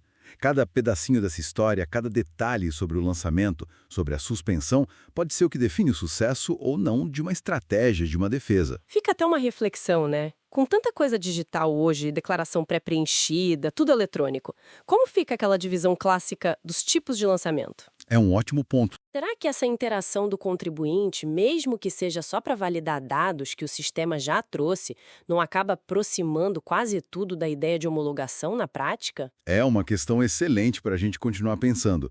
O jeito como a gente interage com o fisco está mudando muito rápido. Verdade. E o direito tributário, ele precisa sempre se adaptar, né? Reinterpretar essas figuras clássicas para essa nova realidade digital. Assunto para mais chimarrão e mais conversa. Com certeza. Bom papo. Sempre bom. Olá, vamos direto ao nosso tema de hoje. Temos aqui um material bem interessante sobre direito tributário, focado na suspensão e na extinção do crédito tributário. Parece técnico, e é um pouco, mas a ideia é descomplicar juntos. Exato. É um ponto-chave, né? Entender quando uma cobrança de tributo pode ser, digamos, pausada ou até cancelada de vez. Isso impacta muito o dia a dia, seja de empresas ou de pessoas físicas. O material mergulha bastante no CTN e nas interpretações dos tribunais, STJ, STF. E a nossa missão é essa, pegar os pontos cruciais, aquilo que na prática faz a diferença. Preparados? Então vamos lá. Começando pela suspensão da exigibilidade. O material traz algumas hipóteses. Uma delas é a moratória, basicamente um adiamento do prazo para pagar, concedido por lei. E qual a diferença fundamental dela para o parcelamento? Porque ambos adiam, certo? Sim, é uma ótima pergunta, porque essa confusão é bem comum, sabe? A moratória, como o material indica, costuma estar ligada a situações, assim, bem excepcionais. Pensa em calamidades, crises econômicas fortes. Lembra da pandemia, por exemplo? Nesses casos, pode até rolar um perdão de multa de juros. Já o parcelamento é mais uma ferramenta fiscal do dia a dia, mais rotineira. Ajuda o contribuinte a se regularizar, mas, via de regra, mantém os encargos. E tem um detalhe, a moratória pode ser geral ou individual. Só que a individual, ela não gera um direito adquirido assim, absoluto. Se descobrirem fraude, por exemplo, ela pode cair. Entendido, ficou claro. Outra forma de suspender. Depósito do montante integral. O material e a súmula 112 do STJ são bem claros aqui, Tem que ser o valor completo mesmo, e em dinheiro vivo. Isso me chamou a atenção, porque na prática o pessoal pensa logo em outras garantias, fiança, seguro. Exatamente. E aí que mora o perigo. Fiança bancária, seguro-garantia, são super usados nos processos, claro. Podem até viabilizar uma certidão positiva com efeitos de negativa. Mas veja bem, eles não suspendem a exigibilidade do crédito como o depósito em dinheiro faz. Essa é a pegadinha. Só o depósito integral em dinheiro é que realmente blinda o contribuinte contratos de cobrança, tipo negativação, penhora. Sim. E é bom lembrar também daquela súmula vinculante 28 do STF, Deixou claro que ninguém é obrigado a depositar para poder discutir na justiça. Perfeito, é uma faculdade, uma escolha estratégica do contribuinte para evitar a cobrança enquanto discute. Seguindo, temos as reclamações e recursos administrativos. Se a pessoa entra com eles no prazo certinho, eles também suspendem a cobrança. Fica tudo parado até ter uma decisão final lá na esfera administrativa. Mas atenção! Tem um mais, Tem. O material ressalta bem. Se o contribuinte, no meio do caminho, decide entrar com uma ação judicial sobre o mesmo assunto, entende-se que ele desistiu do recurso administrativo. Entendi. É uma escolha de via. Ou uma ou outra. Exato. Ou discute lá, ou discute aqui. As duas ao mesmo tempo sobre a mesma coisa não dá. E as liminares, ou tutelas antecipadas, aquelas que a gente consegue na justiça, elas barram a cobrança na hora, certo? Impedem a execução fiscal? Isso, elas barram os atos de cobrança, impedem que o fisco vá atrás dos bens, por exemplo. Mas... Sempre tem um mas do direito tributário. Pois é, elas não impedem o fisco de fazer o lançamento, de constituir o crédito, formalizar a dívida no sistema. E o ponto mais crítico que o material levanta e que a gente vê na prática, se essa liminar ou tutela cair lá na frente... Aí complica. Complica, porque toda a amora, os juros e, eventualmente, a multa daquele período em que a cobrança estava suspensa por ordem judicial, tudo isso é cobrado retroativamente. O risco corre todo por conta do contribuinte. É algo que precisa ser muito bem pesado na estratégia. Nossa, é um risco considerável mesmo. Voltando rapidinho ao parcelamento. Além de suspender a cobrança, ele tem um outro efeito importante, A súmula 653 do STJ fala disso. O que acontece com a prescrição? Ah, sim, esse é um ponto fundamental. O simples ato de pedir o parcelamento, veja bem, só o pedido, mesmo que depois o fisco negue, isso já é considerado uma confissão da dívida. E essa confissão, ela interrompe o prazo de prescrição. Interrompe. Ou seja, o prazo para o fisco cobrar volta a contar do zero. Exatamente, zera o cronômetro da prescrição. É um efeito automático do pedido de parcelamento. Bem interessante. Agora, mudando um pouco o foco, vamos para a extinção do crédito. Como a dívida tributária acaba de vez. O artigo 156 do CTN lista as formas. A mais comum, claro, é o pagamento. Mas tem uma pegadinha aí também, né? Diferente do direito civil. Tem sim, e algo que pega muita gente desprevenida. É o artigo 158 do CTR. Ele diz que pagar uma parcela do tributo não faz presumir que as anteriores foram pagas. No direito civil, geralmente pagar a última parcela quita as anteriores, né? Aqui não. Ou seja, guarde todos os comprovantes de pagamento, todos mesmo, até ter certeza absoluta que não podem mais cobrar nada. boa dica prática.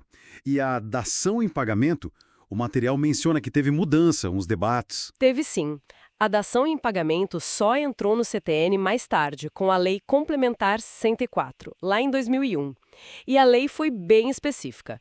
Só vale para dar bens imóveis em pagamento. Ah, só imóveis. Pelo CTN, sim. Isso gerou um monte de discussão, porque alguns estados criaram leis próprias tentando permitir dação com outros tipos de bens, móveis, precatórios, mas a tendência que se consolidou no STF é que para criar forma de extinção de tributo precisa de lei complementar federal. Então a regra do CTN de só imóveis acabou prevalecendo na visão dos tribunais superiores. Certo. Então, fazendo um apanhado geral do que a gente conversou. Suspender a cobrança é algo temporário. Tem regras bem específicas para cada situação. Moratória, depósito, recurso, liminar. Cada uma com seus efeitos e riscos. Isso. E extinguir é o fim da linha para aquela dívida. O pagamento é o caminho mais comum, mas tem esses detalhes, como a questão das parcelas e a dação em pagamento restrita a imóveis conforme a lei federal. Perceber essas diferenças, os detalhes técnicos mesmo. Tipo, o depósito tem que ser em dinheiro vivo, o pedido de parcelamento interrompe a prescrição, o risco da liminar que pode cair. Exato. Dominar essas nuances é que faz a diferença na hora de montar uma boa defesa ou um planejamento tributário mais seguro para o cliente. Com certeza. Pode ser a chave entre o sucesso e, bom, um problema financeiro inesperado. E fica talvez uma reflexão, né? Com toda essa complexidade, tantas regras, interpretações que mudam, será que, no fim das contas, esse sistema todo de suspensão e extinção traz realmente mais segurança jurídica? Ou será que às vezes acaba gerando mais incerteza para o dia a dia das empresas, dos cidadãos que precisam lidar com os tributos? É algo para a gente pensar. Uma excelente provocação final e com ela a gente encerra essa nossa análise de hoje. Até a próxima! Olá! Hoje vamos dar uma olhada num ponto bem central do direito tributário aqui no Brasil. Como é que um crédito tributário deixa de existir, né?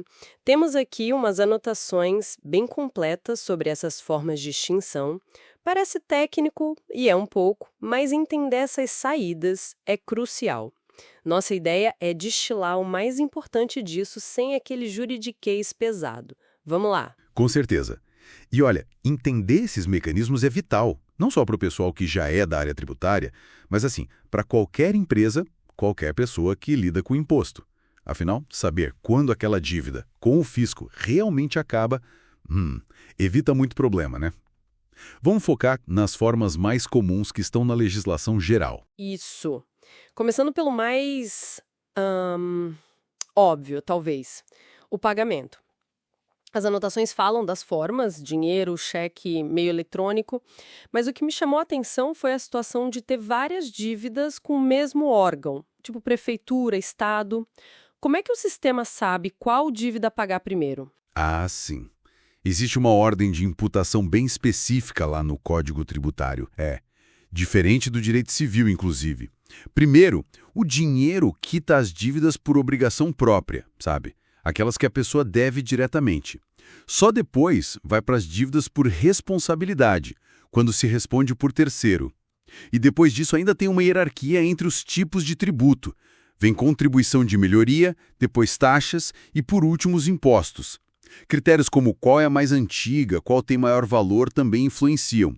É uma regra bem particular do tributário mesmo. Faz sentido, né? Coloca uma ordem na coisa. Agora vamos para o outro lado. E quando alguém paga um tributo que na verdade não devia? A famosa repetição do indébito. O que é chave aqui? Então, um ponto crucial que as fontes destacam é o seguinte: para pedir a devolução, não precisa ficar provando que você errou ao pagar. Não é isso.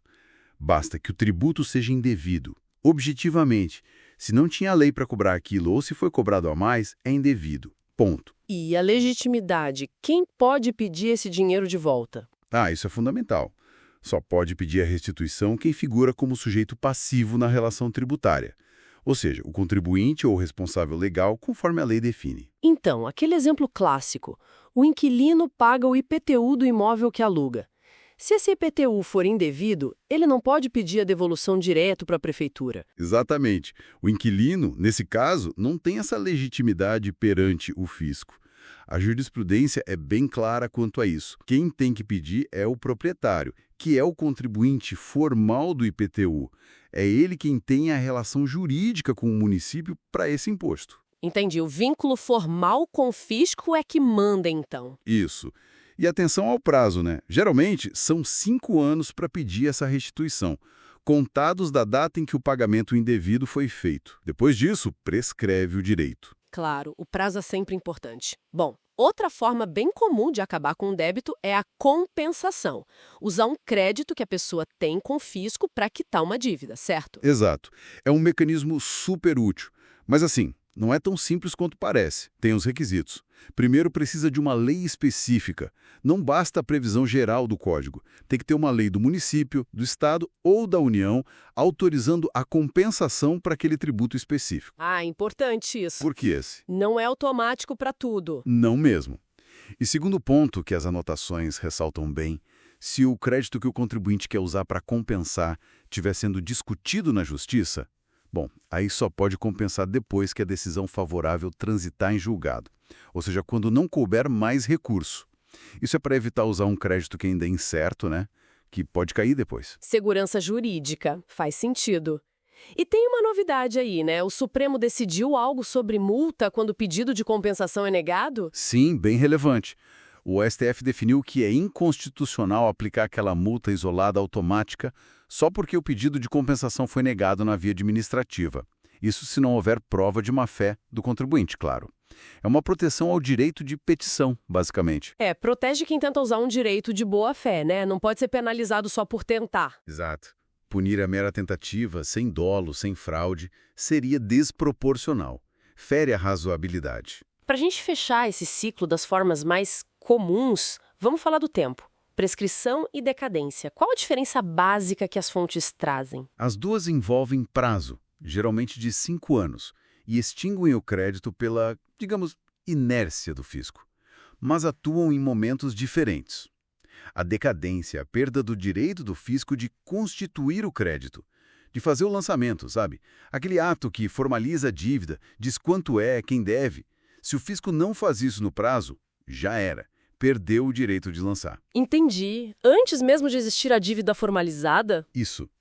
Já a prescrição acontece depois que o crédito foi constituído, lançado. Aí o fisco tem um prazo, também de 5 anos geralmente, para cobrar esse crédito judicialmente, para entrar com a execução fiscal. Se ele não entrar com a ação nesse prazo, perde o direito de cobrar na justiça. O crédito prescreve. Então, decadência impede de nascer formalmente. Prescrição impede de cobrar o que já nasceu. Perfeito. São prazos fatais para a Fazenda Pública agir. Ótimo. Então, resumindo o que vimos nessas anotações. O crédito tributário pode acabar pelo pagamento, claro, com aquelas regras de imputação. Pode acabar pela devolução do que foi pago indevidamente, a repetição, lembrando da legitimidade. Pela compensação, desde que tenha lei e o crédito seja certo. Ou simplesmente pelo tempo, né? Seja pela decadência impedindo o lançamento ou pela prescrição impedindo a cobrança judicial. É bastante coisa. Sem dúvida. E um ponto para a gente talvez pensar um pouco mais para finalizar é que, embora essas regras gerais estejam aí no Código há muito tempo, a interpretação dos tribunais sobre os detalhes como exatamente começa a contar um prazo de prescrição ou um requisito específico para compensar, isso tudo continua mudando, evoluindo. Uma decisão recente do STJ ou do STF sobre um detalhe pode ter um impacto enorme na prática. Então, ficar atento a essa dinâmica da jurisprudência é essencial. A aplicação dessas regras não é uma foto estática, sabe? É um filme. Olá. Olha, em matéria tributária, lidar com prazos é simplesmente fundamental, né? Uma pequena distração e o direito da fazenda a cobrar pode ir por água abaixo. Ou então a chance de defesa do contribuinte some. É um campo bem delicado mesmo. Sem dúvida. E no meio dessa complexidade toda, tem dois institutos que, nossa, já é uma confusão. Decadência e prescrição. Pois é, ambos falam muito nos 5 anos, né? Mas são coisas bem diferentes. Parecem farinha do mesmo saco, mas na prática a história é outra. É justamente aí que a gente entra hoje. Queremos fazer uma análise mais aprofundada disso, sabe? Tentar desvendar quando um começa, o outro termina. E por que essa diferença é tão importante no dia a dia de quem trabalha com tributos? Exato. Bom, começando pelo básico, então. A distinção que é crucial. Decadência é a perda do direito da fazenda de constituir o crédito, de lançar, né? Formalizar a cobrança. Certo. O direito de dizer você deve isso. Isso. Já a prescrição, por outro lado, é a perda do direito de executar judicialmente. Cobrar na justiça aquele crédito que, veja bem, já foi constituído direitinho. E ambos, via de regra, naquele prazo de 5 anos. Exatamente. Na maioria dos casos, 5 anos. Ok. Então vamos focar primeiro na decadência. O prazo para a fazenda, digamos, descobrir e lançar o tributo. Esse relógio começa a contar quando, afinal? Olha, a regra geral para muitos tributos é que a contagem começa no primeiro dia do exercício financeiro seguinte, aquele em que o lançamento já podia ter sido feito. Então a fazenda tem um tempinho ali para se organizar e só depois o prazo começa a correr contra ela, é isso? É bem por aí, a lógica é essa. Isso vale também para aqueles casos bem comuns, tipo o tributo que o próprio contribuinte apura, o tal lançamento por homologação, imposto de renda, ICMS. Sim, sim. Se a pessoa simplesmente não declara nada, sabe? Não informa o fisco, não paga. Como fica? Nesse cenário de omissão total, sem declaração, sem pagamento, a fazenda, ela não tem como saber de cara, né? Não sabe do fato gerador, do valor. Fica no escuro. Fica no escuro. Por isso, a lógica que prevalece é da regra geral mesmo, o prazo de 5 anos para ela fazer o lançamento do zero. Esse prazo só começa a correr no ano seguinte. Entendi. Faz sentido. Mas olha, tem uma virada aí que, nossa, pega muita gente desprevenida, né?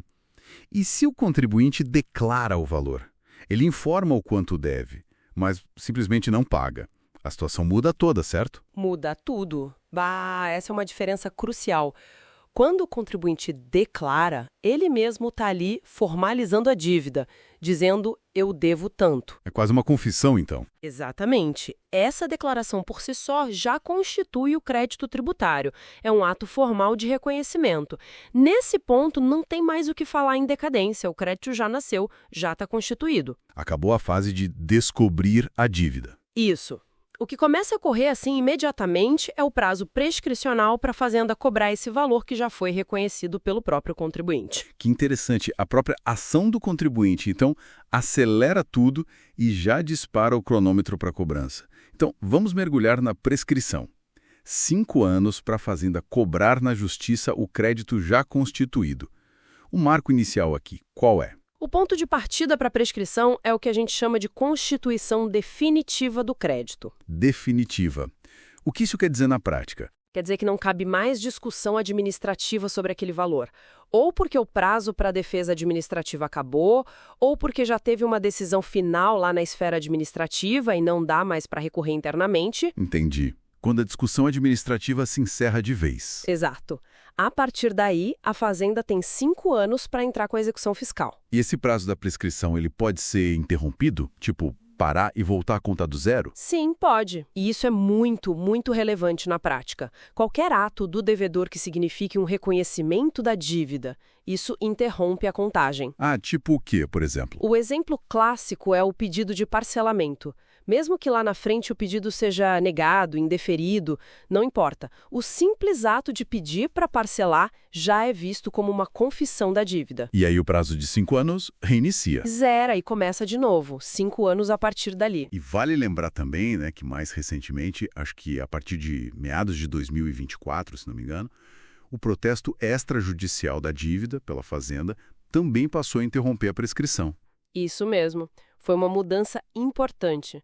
Mais uma ferramenta para a Fazenda manter o crédito vivo, digamos assim, e buscar cobrança. Faz sentido. E além dessa interrupção, digamos, no início, ou por atos do devedor, tem também aquela figura da prescrição intercorrente, né? Que pode acontecer já com a cobrança rolando. Exatamente. A prescrição durante o processo de execução fiscal. Como é que funciona essa? Parece complexo. Tem seus detalhes, mas a ideia central é a seguinte: ela acontece quando o processo de execução fiscal fica parado por inércia da Fazenda. Geralmente porque não acham o devedor ou não encontram bens para penhorar. Ah, o processo fica encostado? Isso. A sistemática básica é: não achou o devedor ou bens, o juiz suspende o processo por 1 ano. Se depois desse 1 ano nada mudar por falta de diligência da Fazenda em localizar alguma coisa, aí começa a correr automaticamente o prazo prescricional de 5 anos. Automaticamente. Mesmo sem uma decisão específica dizendo isso. Ah, A interpretação que prevalece é essa: começa a correr automaticamente. Se nesses 5 anos a Fazenda continuar inerte, sem conseguir dar um mandamento efetivo na busca por bens ou pelo devedor, aí sim o crédito pode ser extinto ali mesmo, dentro do processo. É a prescrição intercorrente. nossa, clareou bastante agora. Então, só para a gente amarrar o raciocínio. Decadência tem a ver com o direito de constituir o crédito, de lançar. Isso. E a prescrição é sobre o direito de cobrar o crédito que já foi constituído. Exatamente. O momento em que cada prazo começa a correr. Esse é o detalhe que faz toda a diferença na análise. É o pulo do gato. E dominar essas nuances, essas diferenças, é o que permite, na prática, identificar nulidades em lançamentos, né? Construir defesas mais sólidas. E, claro, orientar os clientes de forma precisa sobre a real situação de um débito tributário, se ele ainda é exigível ou não. Especialmente aqueles débitos mais antigos. É conhecimento estratégico puro. Com certeza. E fica aqui uma reflexão final, talvez. A contagem desses prazos não é algo estático, né? É uma dança constante. Uma dinâmica, né? Isso. As ações da Fazenda, sei lá, começar uma fiscalização, protestar a dívida, e as ações do contribuinte, declarar, pedir um parcelamento, tudo isso está sempre moldando e remoldando esses prazos. Exige uma vigilância constante do advogado que vai muito além de só ler a lei friamente. Tem que entender essa dinâmica. E aí levanta até uma questão para o futuro, né? Como será que a crescente digitalização de tudo, intimação eletrônica, comunicação via sistemas, até o uso de inteligência artificial pela fiscalização, como isso pode eventualmente redefinir o que a gente considera hoje um ato inequívoco, um ato que inicia ou interrompe esses prazos? É uma excelente provocação. Mostra como essa área está sempre em movimento, sempre evoluindo. É um campo que exige atualização permanente. Olá, vamos então dar uma olhada hoje em alguns pontos que sempre geram dúvida no direito tributário, né? Isenção, anistia, garantias, fraude fiscal, essas coisas que a gente lida todo dia. A ideia é dar uma clareada nisso. Com certeza. E é bom lembrar que isso não é só teoria, né? Mexe direto na operação das empresas, na recuperação judicial, nas estratégias. É um terreno bem dinâmico. Ainda mais com as decisões dos tribunais superiores mudando o jogo, sabe? Exato. Então vamos lá, começando pela isenção. Tinha aquela visão mais antiga, né, que revogar a invenção não precisava esperar nada, podia ser de imediato. Como é que o STF está vendo isso agora? Pois é, essa visão mudou e mudou bastante. O Supremo agora, ele entende que revogar um benefício fiscal é na prática como se fosse um aumento indireto do tributo. Ah, faz sentido. Bem mais previsibilidade, né? Para o contribuinte que contava com aquilo. E olha, no ICMS a coisa ainda é um pouco mais, digamos, amarrada. Precisa de convênio unânime para dar isenção. Unânime entre todos os estados. Exato. E para revogar, um quórum alto, de 4/5. Fora a lei estadual específica, claro. Entendi. E pulando para a anistia, pelo que eu me lembro, é o perdão só da multa, é isso? O principal do imposto continua devido. Isso mesmo. A anistia foca na penalidade, na multa por uma infração que já aconteceu. E o ponto crucial é o tempo, né? A lei que dá anistia tem que vir depois da infração, mas atenção, antes do lançamento do crédito pela fiscalização. Antes daquele ato formal que constitui a dívida. Exatamente. Se for depois do lançamento, aí já seria remissão, que é outra coisa, pode até perdoar o imposto. E claro, a anistia geralmente não se aplica se teve dolo, fraude, simulação, a não ser que a própria lei permita, o que é raro. E a gente vê muito isso em programas de parcelamento tipo Refis, né? Reduzindo multa e juros. Sim, é um instrumento muito usado para incentivar a regularização fiscal. Agora, um tema que sempre dá o que falar: fraude à execução fiscal. Aquela situação. O devedor, já com o débito inscrito em dívida ativa, vai lá e vende um bem. E aí? Como fica quem comprou? Olha, aí a coisa fica séria. O STJ tem uma posição bem firme nisso. Essa venda, feita depois da inscrição em dívida ativa, é considerada fraude. Ponto. E a presunção é absoluta. Absoluta. Mesmo que o comprador prove que estava de boa fé, que não sabia de nada. Mesmo assim, o STJ entende que aquela súmula 375, que em outras situações exige prova de má-fé do comprador, aqui na execução fiscal ela simplesmente não se aplica. Pá, esse é forte. Impacta demais a segurança das transações, né? Qualquer um que compra um imóvel, um carro. Impacta muito. A presunção joga totalmente a favor da fazenda nesse caso. E além de tentar anular a venda, que outras ferramentas a fazenda tem para garantir o crédito nesse caso? Bom, tem a indisponibilidade de bens e direitos do devedor. Se o devedor é citado na execução, não paga, nem indica bens para penhora, a fazenda pode pedir ao juiz essa indisponibilidade geral. Mas não é automático. Ter requisitos, imagino. Sim, o STJ pacificou na súmula 560 que a fazenda precisa demonstrar que tentou antes encontrar bens penhoráveis. Tem que mostrar que fez buscas, tipo pelo Cisbajude, o antigo Bacinjude, que usou a teimosinha para tentar achar ativos financeiros, que oficiou Detran, registro de imóveis, esgotou os meios comuns, sabe? Entendi. Precisa mostrar que fez a lição de casa antes de pedir a medida mais drástica. E, mudando um pouco de assunto, mas ainda nas garantias, como fica a ordem de preferência? O crédito tributário passa na frente de todo mundo? Quase todo mundo. Ele tem uma preferência bem forte, sim, está lá no Código Tributário, mas tem exceções importantes, os créditos trabalhistas e os decorrentes de acidente de trabalho. Esses vêm primeiro. Ah, os trabalhistas sempre na frente. Sempre. E outra coisa que mudou e foi bem relevante foi aquela decisão do STF na ADPF 357. Acabou aquela história de hierarquia entre União, Estados e municípios na hora de receber.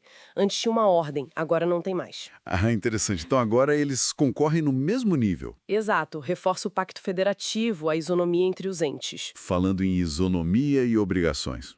E a recuperação judicial? Como a regularidade fiscal entra nessa história? Teve mudança recente aí também, né? Teve, e foi uma mudança de rota importante do STJ. Antes eles eram mais flexíveis, sabe? Não exigiam sempre a certidão negativa federal para conceder a recuperação. Lembro disso. Facilitava um pouco para a empresa em crise. Pois é. Só que veio a Lei 14.112 lá em 2020, alterando a lei de falências. E a coisa mudou. Agora o STJ passou a exigir, sim, a comprovação da regularidade fiscal federal. Ou paga, ou parcela, ou suspende a exigibilidade de alguma forma.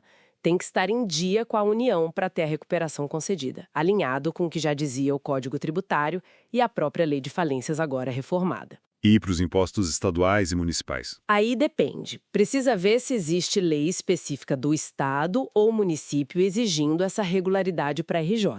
A exigência direta da lei federal é só para os tributos da União. Bom, então, para a gente ir amarrando, fica bem claro que esse universo tributário não para, né? Decisões dos tribunais mudam o jogo, como a gente viu na revogação de isenção e na recuperação judicial. E a Fazenda Pública tem ferramentas bem poderosas como essa presunção quase imbatível de fraude na execução fiscal. Sem dúvida. É um campo que exige atualização constante. E fica aqui uma reflexão final, talvez. Essa presunção absoluta de fraude, que não olha a boa-fé do comprador e pode até respingar em vendas futuras daquele mesmo bem. Que impacto mais amplo isso pode ter na confiança geral do mercado, na segurança das transações de bens, sabe? Para além da situação específica daquele devedor. Uma boa pergunta para a gente pensar. Fica aí a provocação. Olá, bem-vindos a mais uma conversa aqui no nosso espaço. Hoje o tema é quente, viu? Vamos falar das mudanças recentes no ITCMD, o Imposto sobre Transmissão Causa-Mortes e Doação. É isso aí. Um assunto que, nossa, impacta demais o dia a dia da advocacia, especialmente no planejamento sucessório, né? Totalmente. E é fundamental estar, assim, bem por dentro para a gente poder orientar corretamente quem nos procura. Com certeza. E o que a gente tem visto são alterações importantes, tanto na Constituição, por emenda, quanto nos entendimentos dos tribunais. A ideia aqui é justamente descomplicar um pouco, né? Ver o que mudou e como isso afeta a prática. Ótimo. Vamos começar por um ponto que sempre dá o que falar. Competência, especialmente nesses casos com elemento internacional. A gente sabe, para imóvel é onde ele está, para móvel é o domicílio de quem faleceu ou doou. Mas e quando a pessoa mora fora ou tem bens lá fora? Pois é, essa era uma zona cinzenta danada. O Supremo até já tinha batido o martelo, né, que os estados não podiam sair cobrando nesses casos internacionais sem uma lei complementar federal. Faltava essa regra geral. Ficava um vácuo, né? E aí, como resolveram isso? Veio alguma solução? Veio, sim. A Emenda Constitucional 132, agora de 2023, ela trouxe umas regras de competência, assim, transitórias. Enquanto não sai a tal lei complementar, elas valem. Ah, interessante. E como funciona na prática? Bom, por exemplo, se o doador mora no exterior, a competência agora é do estado onde quem recebe, o donatário, tem domicílio. Se a pessoa faleceu morando fora, aí vai para o estado onde mora o herdeiro ou legatário aqui no Brasil. Entendi. Então dá uma certa segurança por agora, mas com essa ressalva de ser temporário, né? Exato. É um ponto-chave para alertar os clientes. Porque, assim, quando a lei complementar vier, pode mudar de novo. Complexo. E outra coisa que mudou, ou melhor, se consolidou, foi a questão da progressividade das alíquotas, né? Perfeito. O STF já tinha dito que era constitucional, que podia sim ter alíquota maior para valores maiores. E agora, a Emenda 132 colocou isso lá preto no branco na Constituição. Então, agora não tem mais discussão. Pode aumentar conforme o valor, sempre lembrando daquele teto de 8% que o Senado definiu lá atrás. Isso. E olha, tão crucial quanto saber a alíquota é saber quando o imposto nasce, o fato gerador. Na herança, é na data do óbito. É essa data que fixa a lei e a alíquota, aliás. Certo. E na doação? Aí depende. Se for imóvel, é na hora do registro lá no cartório. Se for bem móvel, tipo dinheiro, carro, é na hora da entrega mesmo, da tradição. E isso me lembra um ponto delicado na prática, a renúncia da herança. Como fica o imposto nesse caso? Ah, aqui o detalhe faz toda a diferença. Se o herdeiro renuncia de forma pura, sabe, abdicativa, sem indicar para quem vai, aí não tem TCMD, para ele. É como se ele nunca tivesse sido herdeiro. Ok, essa é a renúncia simples. Isso. Agora, se ele renuncia, mas diz, olha, quero que minha parte vá para fulano, aí a coisa muda. É a renúncia translativa. Se for de graça, a Receita entende que ele aceitou e depois doou. Resultado? Paga ITCMD 2 vezes. Nossa! 2 vezes. 2 vezes. E se essa renúncia para a pessoa específica for paga, tipo ele recebe algo em troca, aí incide o ITCMD pela herança e, se tiver imóvel no meio, ainda pode incidir o ITBI pela transmissão onerosa. Bah, que complicação. É um ponto de atenção enorme na hora de aconselhar. E a base de cálculo, o valor sobre o qual o imposto incide, mudou algo? Nesse ponto, está mais estável. Continua sendo o valor venal, o valor de mercado do bem, mas na data da avaliação feita pela Fazenda, não necessariamente na data do óbito. Isso já está bem consolidado. E para a gente ir fechando, parece que tivemos também algumas novidades em isenções ou não incidência, certo? Sim, tivemos. Uma emenda anterior já tinha tirado da jogada doações para projetos socioambientais apoiados pela União. E a emenda 132 ampliou um pouco. Ampliou como? Ela trouxe previsão de não incidência para transmissões e doações que envolvam instituições sem fins lucrativos. Sabe, tipo entidades de assistência social, aquelas ligadas a igrejas com trabalho beneficente, institutos de ciência e tecnologia. Desde que, claro, tenha a ver com os objetivos da entidade e sigam os requisitos que a lei complementar vai definir. Abre um campo interessante para a filantropia. A progressividade das alíquotas agora está na Constituição, muita atenção com o tipo de renúncia para não pagar imposto dobrado e novas possibilidades de não incidência para entidades sem fins lucrativos. É bastante coisa para manter no radar. Exatamente, o cenário está sempre mudando. E fica aquela reflexão, né? Como nós, advogados, podemos ir além de só reagir a essas mudanças? Como usar esse conhecimento de forma estratégica para ajudar os clientes a organizar o patrimônio, a sucessão, de um jeito que seja eficiente e seguro do ponto de vista fiscal? É um desafio constante. Um ótimo ponto para a gente pensar. Muito obrigada pela conversa. Eu que agradeço. Até a próxima. Bem-vindos! Hoje nosso papo é sobre impostos estaduais e municipais. A ideia é destilar o que há de mais importante nas fontes que a gente analisou, né? Focar no essencial mesmo, para o dia a dia da advocacia, falando de ITCMD e ITBI. Vamos lá. Começando então pelo ITCMD, aquele imposto sobre heranças, doações. Um ponto que, assim, salta aos olhos é a questão da competência para bens móveis, títulos, créditos. Mudou recentemente, né? Com a emenda 132. Mudou e foi uma mudança bem significativa. O critério-chave, que muitas vezes era onde corria o inventário, deixou de ser o principal para esses bens. Agora, olha só, para sucessões que abriram depois da emenda, o que manda mesmo é o domicílio que o falecido tinha.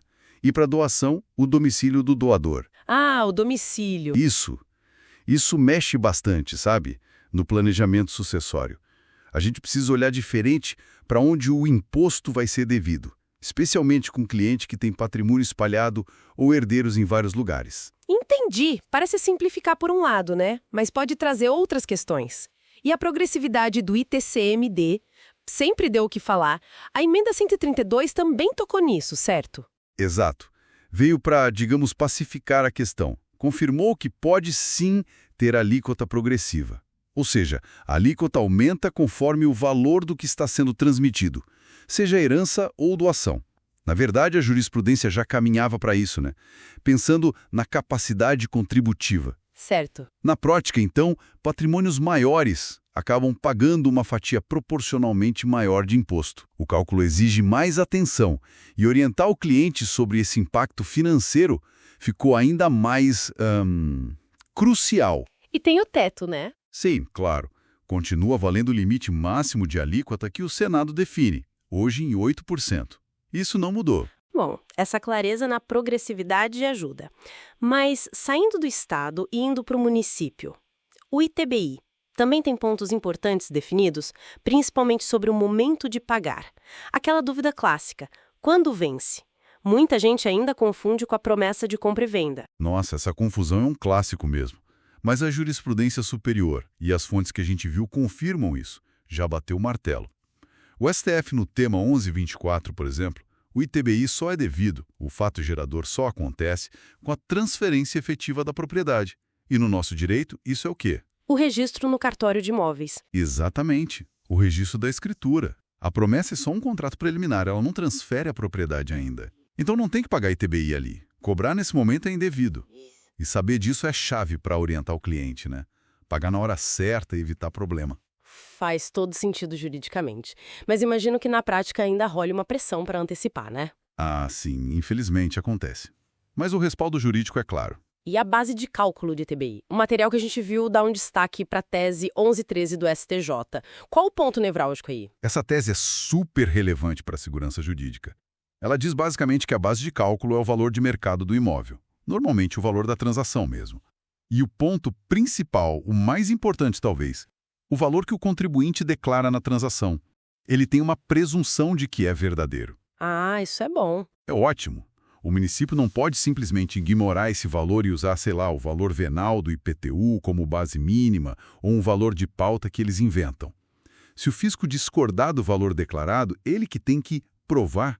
Abrir um processo administrativo específico, demonstrar que o valor está errado, dar chance de defesa para o contribuinte. Inverter o ônus, então. Exatamente. Cabe ao fisco provar que o valor declarado está subavaliado, não ao contribuinte provar que está certo.